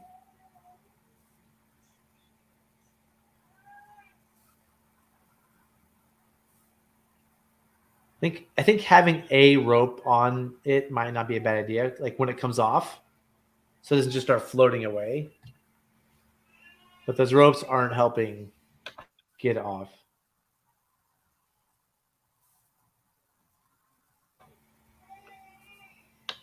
What do you guys think? I mean, am I saying crazy stuff? What do you think, Doug? No, that sounds good. I mean, right there, it looks like maybe just bail it at that point. Well, now for sure, right? Yeah. Like there's not water coming in. If they could have gotten to river right down below and pulled it, I mean, you got to be careful about folding a boat, but yeah. Sorry about that. Did they get the what happened? I missed it. They got the canoe off finally, huh? They got it off, yeah.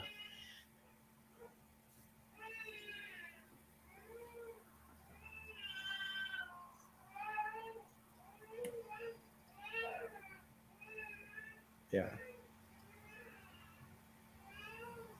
He's also got way too much stuff in there. Maybe leave the pipe at home. This one too. Okay. This is our last video. Aaron sent me this one. This one came out just this week, right? I think so. So these kayakers are just getting rad. Look at that. That's Freshie right there. This is the stuff that Freshie likes. The bigger the better, huh, Fresh? yeah, those are great. Fresh, were you on this trip? No. Were you the trip leader? They said not to run the falls.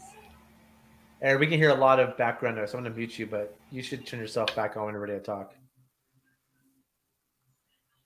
What do you think? Would you run that, Fresh? No. Why not?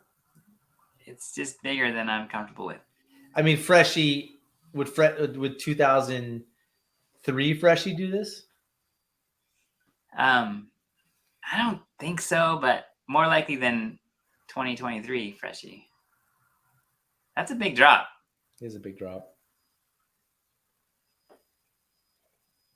I mean, it looks really easy. They're all just dropping over. Yeah.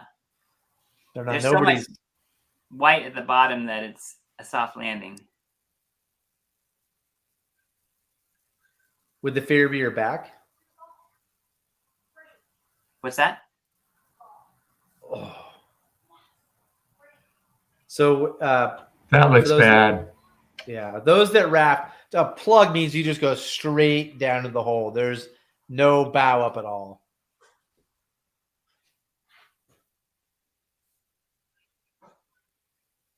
And so am I right to say him and his boat are behind the curtain again? Aaron, you're on mute. Yeah, we don't know where they are, do we? So he just went over the drop, plugged it, and he's just gone. That's ideal that they're behind the curtain. I mean, hopefully he's not pinned. It's like at the best bottom. option, yeah, right? Yeah. Like pinned at the bottom is bad.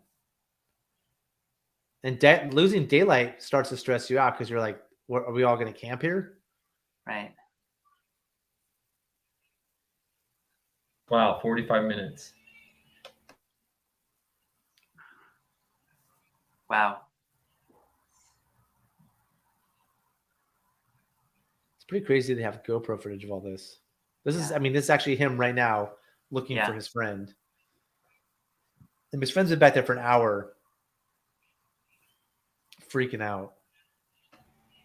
How long do GoPro batteries last? They can last a long time. Like 45 minutes. Well, I don't think it's been on the whole time. That's, I mean, he's probably turning off batteries. That's what I'm wondering. Did he change batteries? No, but he's probably. It's like, he's like, I got to change batteries before I go rescue my friend, get some footage of this in case he's still alive. I don't think he changed batteries, but he might be turning it off and on. He's like, hey, there's a cool cave. This will make a sweet GoPro video if I like go save him like a hero. Is there audio that's, I mean, we're not listening to the audio, but is he like, hey, Aaron, you watch this? Yeah, he's like, yeah, he's yelling at him. He's like, hey. And he's yelling and it's, hey. He keeps yelling for him. Yeah, maybe no. Maybe. Yeah. Man, 2003 freshie. Jeez. I remember when you used to run rapids because it was easier. Like you didn't want to do the portage. You're like, Well, it was safer than. I don't like the portage. Yeah. Well, if it's a slippery, slimy moss, and I'm in my wetsuit booties, which is what I was wearing back then. Yes, I hated walking with my boat around stuff like that. Well, and you could wear your wetsuit booties because you never swam, because you were just the point you were always roll, and it was amazing how long you'd stay upside down to roll, and how many times how you would always roll. I was unbelievable. That was amazed me. Yeah, so now we're doing live bait again, which I think these are good examples of like live bait being a good thing to do. I mean, this is. I mean, if you're rafting the middle fork of the salmon, you're probably not going to do live bait. You're rafting the Rogue, you're probably not going to do live bait. But when you're kayaking off waterfalls with Dougie Fresh, I think that's when maybe having a rescue harness, safety harness is a good idea. Yeah, and you have to go behind the waterfall to rescue your friend. Yeah. I mean, the two examples here we've seen are both people stuck behind waterfalls. So the other kayaker came over to that same spot and put him on live bait, essentially. Yeah, so he's his friend attached. Yeah, exactly. Like, is there to be his belay to pull him out. Wow. Is that wall undercut? Like, see, right? Like, would you swim through that? Yeah, I can't tell, but it's also all crumbly. That stuff that he's using for handles all crumbly and breaking on him. Ugh. The other thing I just thought of is, what if somebody comes kayaking down right now? Like, do you think they should have upstream spotters? Probably, but the paddlers come down and say, "Hey, we're looking for our buddy," because they're playing down at the bottom of the drop. What if a kayaker comes down right now? Yeah, the probability of landing on top of them is pretty minimal where they are right now. How they're behind the waterfall. Is that your answer? Hey guys, we don't need to be safe. The probability is really low. No, I'm not saying that, and I don't know. I wonder how many people actually run this. I mean, do you do upstream safety when you're on some random run, like that run that we did? We pack rafted that run together, Zach. We ran in, so we do upstream safety on that run in case somebody else is coming in behind us. What are you talking about? I don't pack raft, so it's probably thinking something. Yeah, you did. You and I pack rafted. We took your little air pack rafts. Oh, those are inflatable kayaks. Those aren't pack rafts. I want to be very clear. When we went inflatable kayaking, not pack raft. The back rafts? You mean the pack raft, back rafts? It's a back raft, not a pack raft. I want to be very clear. Especially right now, they said it's getting dark. Probably low likelihood something's coming down. Is that? It's probably a low likelihood. I'm just curious. Yeah. Yeah. What, Aaron? What if I said, remember that time we went creature crafting together? Would you be embarrassed? I haven't gone creature crafting, but I would not be embarrassed. Okay, Aaron, where do we pack raft? Oh, did you get them? I don't know. This is scary to me because I worry about this wall being undercut. Like he's in the water. What if he gets shoved under? And I think I think there's a point where he's like right here too. Look at that water. I mean, it's not like a river where it keeps going, but it's just sort of creepy. Yeah.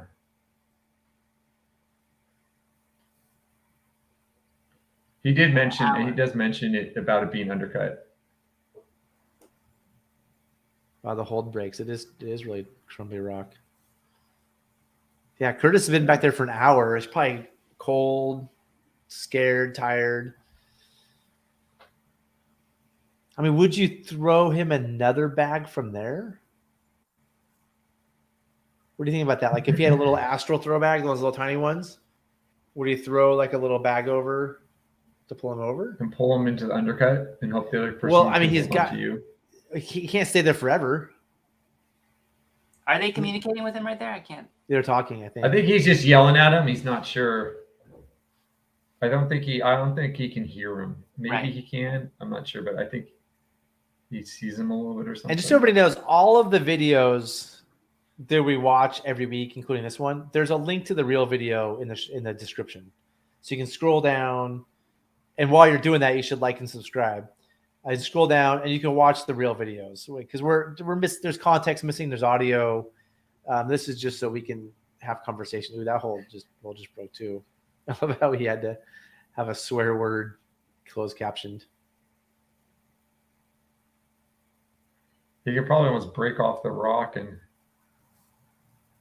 wait for another attempt. I mean, once he gets over there, he has to come back. Yeah. Man.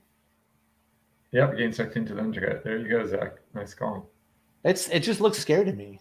It can't. It's not like it's probably not an undercut like a river one where water flows through it. It probably just because the river's not going backwards through the back of the waterfall, but it's got to be terrifying.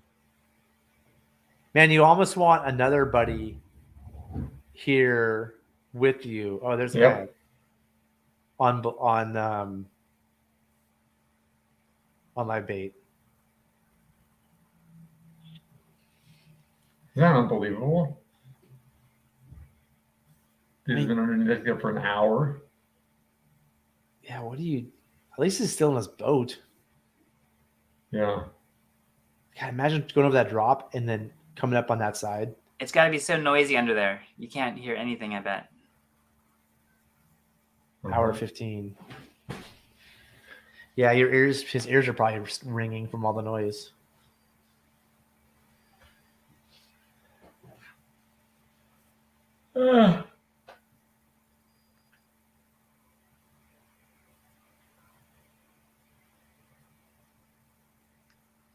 He's got his GoPro on.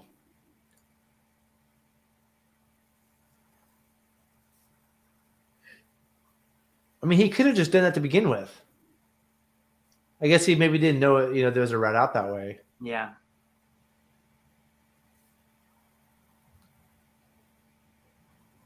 Wow. Oh, tagged his GoPro. An hour.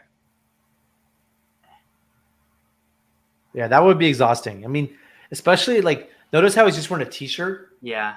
It's like one guy has the IR top. That's why you wear the IR top and not just go, suns out, guns out.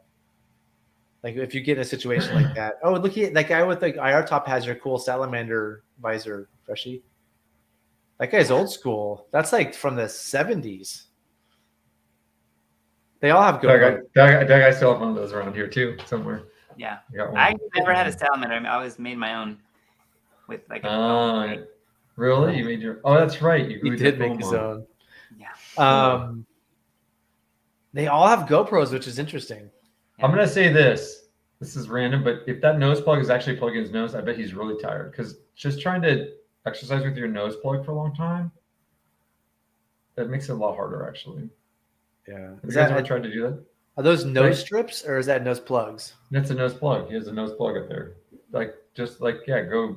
Have you ever tried to do cardio with the nose plug on? I mean, you just breathe. No, I don't usually go for a run with nose plugs in. Yeah. Should I? You want to get that extra workout and put the nose plugs on before you bike up a hill, Zach. That'll really I'll challenge level. I'll do that tonight. How bad is that script to swim in? It's not that bad. With the spray skirt. Yeah. It adds drag for sure, but it's not that bad.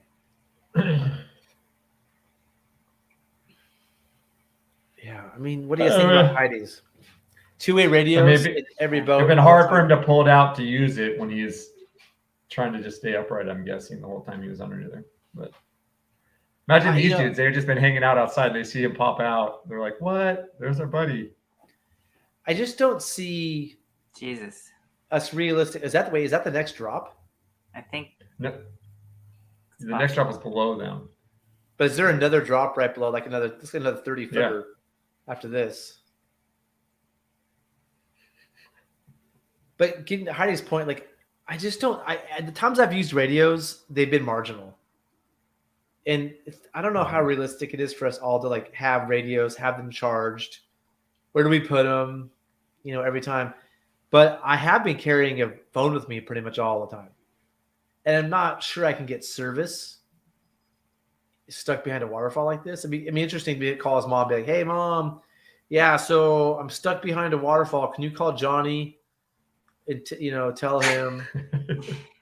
The new iPhone, whatever number they're at now, has the SOS.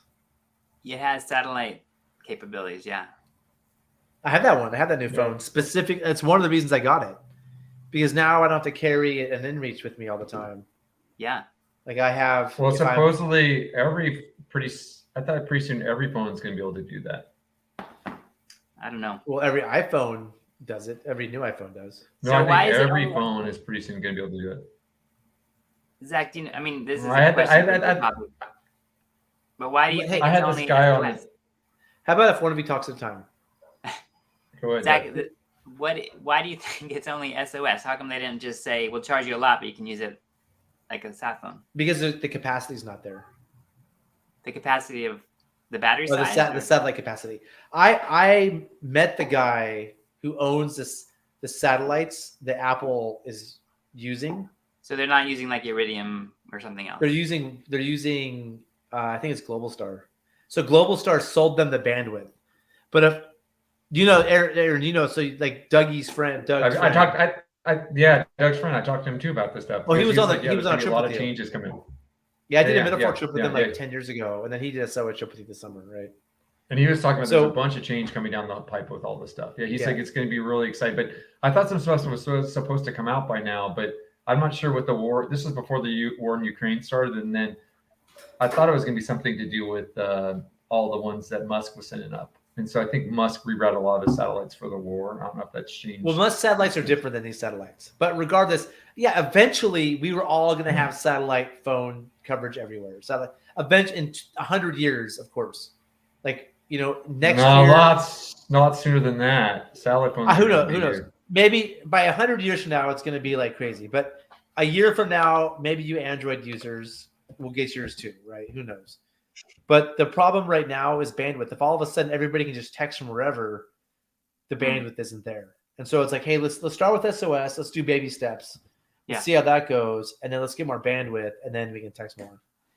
It's interesting. The thing, though, is once oh, look, hey, check that. We got a thumbs up. Do you guys see that? We got a Facebook like from Blair. That's cool. Thanks, Blair. I think once everybody can text on their phones, is that something that you guys really would want? Because as a multi-day river guide, do I really want everybody on their phones all the time? And that's what's coming, is like people are going on river trips and be checking their stocks, texting from home.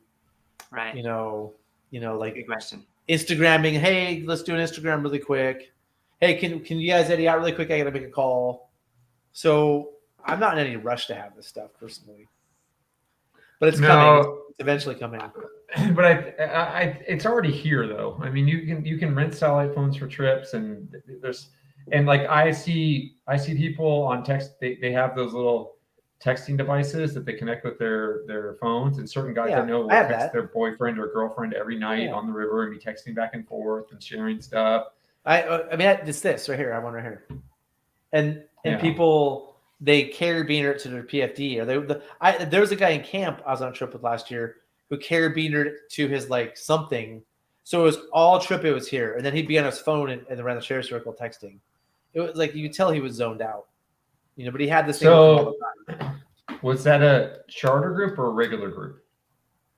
Which one? The guy who had the trip he was on. It was not a charter group, but I try to remember.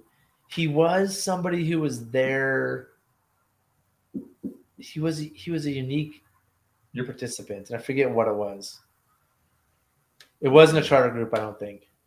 Because I'm going to say, in general, and I like so far the ethos that I've seen has been, hey, if you want to have that stuff, no one else wants to see it. It's like cigarette smoke. You know, like, hey, don't go smoking your cigarettes around the group. Don't go off on your own. Have it quiet. Do it where no one can hear you. No one else is seeing you. Don't talk about stuff outside of here because most of us are coming here to get away from that. And that's the culture that I've seen that's worked really well. And I really like that culture. I think it works well. It's like, hey, if you want to do that, great. But a lot of us are here to have a break from technology and a break from those things. So I think that standard, it seems to be holding up better than I'd hoped. And there's less of that stuff. But in I'd say 100 years for sure, we're all just going to have like whatever eye goggles. 100 years. For sure, like just 100% for 100 years. 10 years. But maybe 10 years. Maybe 10 years from now. This is coming down the pipes. And so do we fight it or we just say, hey, let people use their phones? Like we're not going to be like it's just changing the nature of what we do. Well, I think there's a lot of options. You could have phone-free trips if you wanted to. Nah, that's weird. You could. No, but just this so is a not phone-free trip. Hey, book this trip. This is a regular trip. This one's a phone-free trip. It could be. That's actually not a bad idea, Aaron. I bet people would choose it. And I think people would be upset if other people are like talking. Like, I don't want to sit around there and talk about, what whoever famous star did yesterday or this or that with the Giants team. It's how we live our regular life. Like, that's the whole point of a river trip is to get away from that. That is not the whole point of a river trip. The whole point of a river trip is not to get away from technology. Because it's to get away from the world and to get a break. So. That's not the whole point. The whole point is to go having a shared experience with your friends in Mother Nature. And how can you have a shared experience with your friends if you're looking at your phone the whole time? I'm gonna hang out with Dougie tonight if I'm lucky, and I'm gonna have a shared experience with them, and I'm gonna look at my phone the whole time. People have different purposes for all. You guys can just text each other too and talk to each other through your phones and never look at each other and never acknowledge that you're there. Yeah. Yeah, that Thomas has a good point. Hey, so let's go on a ski trip together, boys. But this is a phone-free trip. Nobody's gonna do that. You can do that in the real world right now. No, it's not. I'm not saying they're actually phone-free. I'm just saying that they're not like. This is a conversation we have put in on Grand Canyon trips now. If you're going to use it, go use it off in your tank. Go use it off your place. No, I'm with you. That seems to make sense now. I think in the long term, it's just everybody's going to have phones with them all the time, and we're not going to we're just going to give up. I know. I think that's going to happen. I'm not sure because I think that's one of the reasons a lot of people go on those trips, and one of the things that many people go on the trips value about those trips. I think when the trip is over, they value it. I don't think. No, they value when they're in there too. They love it. I don't think they book it. They say they love it, but I don't think people book the trip because it's fun free. No, but I think once they've done it, they know that these trips are that way. And when you see people who've done a bunch of the trips, they're like, I really like this being out here. Everyone's connected with everyone else. No one's sitting staring at their phone. Everyone's talking, hanging out. And particularly for those that remember the time before phones, I think it's appreciated as well. I mean, wait until the Zillennials or whatever the next generation is the age to book. They're not coming out. They're just going to do it. They're going to do it through the metaverse. They're not even going to come on the. They're like, I am not going somewhere where I can't take my phone. That is insane. They don't even have to go anywhere. They're just going to put on their goggles and stay home and go with their friends for free. They're going to stay home and watch Good Garage. Go ahead. Sorry, Dad.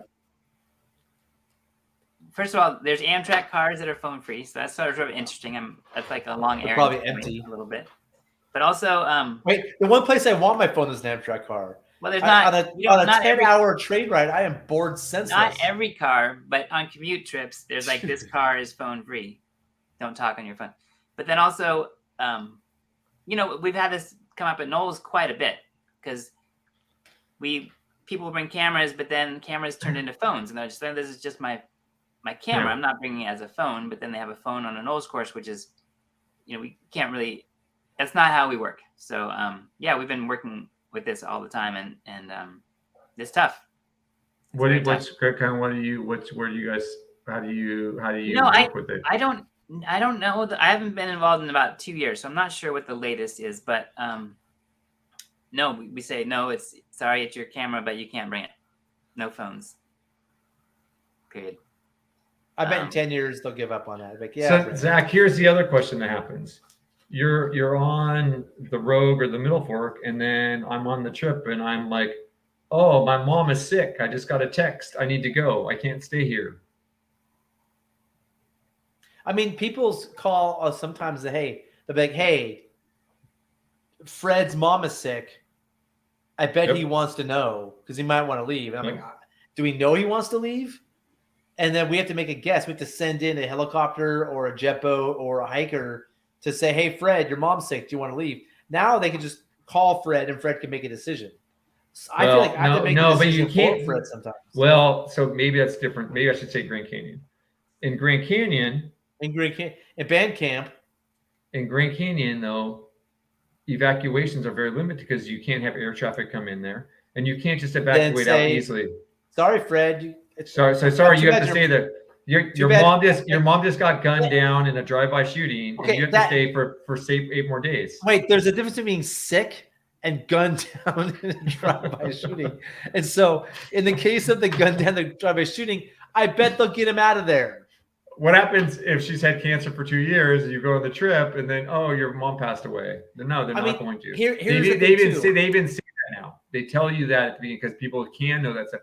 And that's one of the things that's discussed in some of the information. It's like, look, the only reason you can leave is if you're hurt or you're injured and your health depends on the evacuation. Well, then he has to deal with that. That's the consequence. We have limited resources here to get people out. It's for people who have then that's how it is. They don't get him out, and he knows.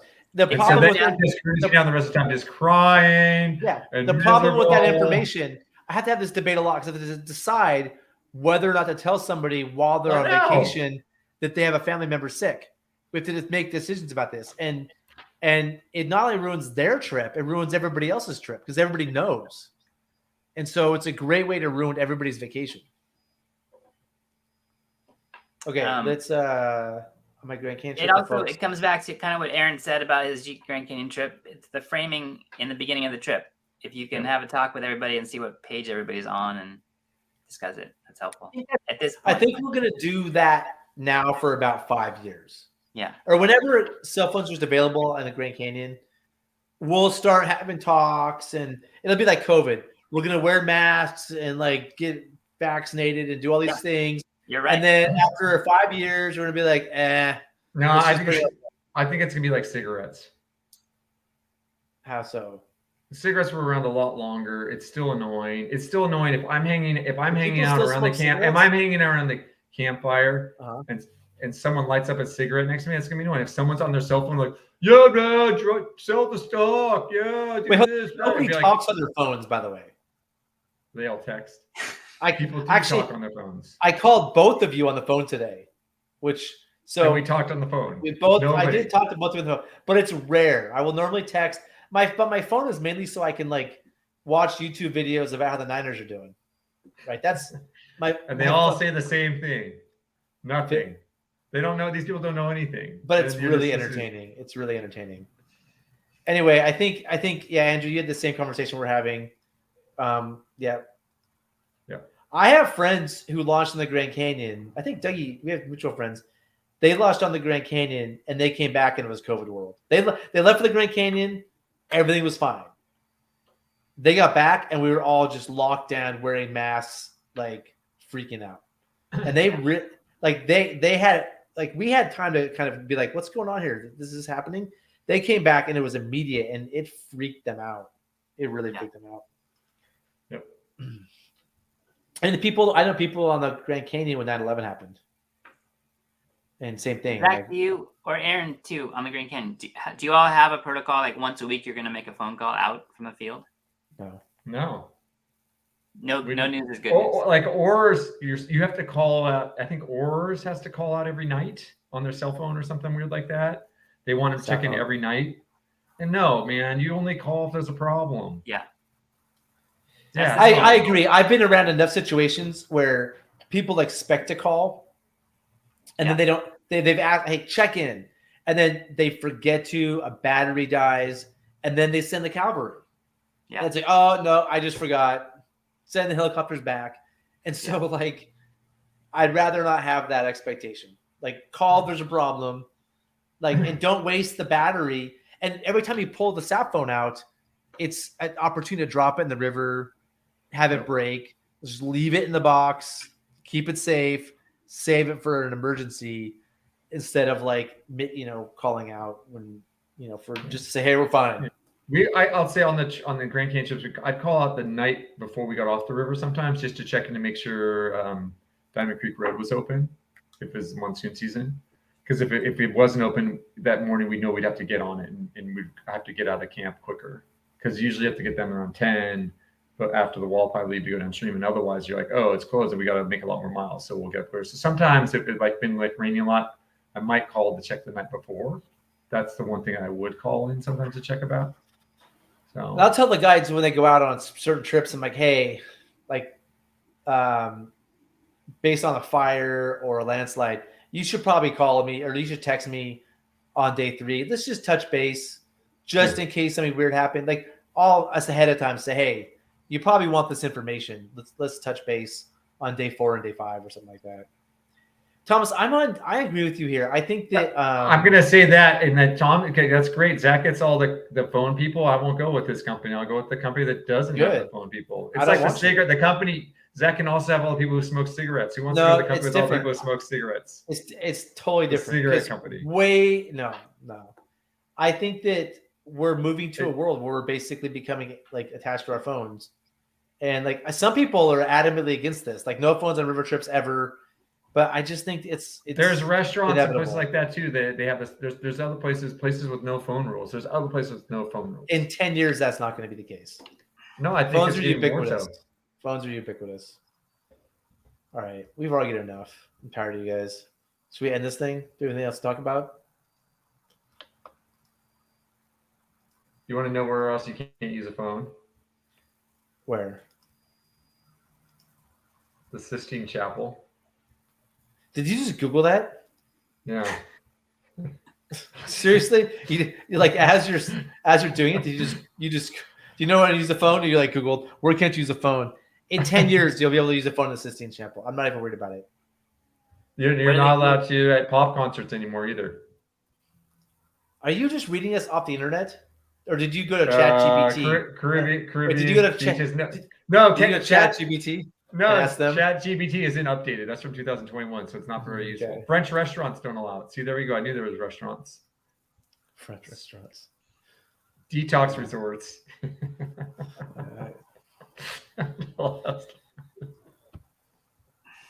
Oh, are we done here? I think so. Hey, by the way, when I said earlier I'm tired of you guys, I'm not really tired of you guys. I love you guys. Well, that's okay, Zach. I get a little tired sleepy sometimes too. I'm getting sleepy though. Well, let's shut this one down. I think we're boring people. I'm certainly getting bored. Thanks for joining us today. It's good to see you. Yeah. And then Zach, so next week, are we gonna do we already have questions for the Tuesday show, or did we already do them? I feel like Tuesday I had something going on. I feel like we may not do a Tuesday show. We only have one question, and it's really not a very good question. So great.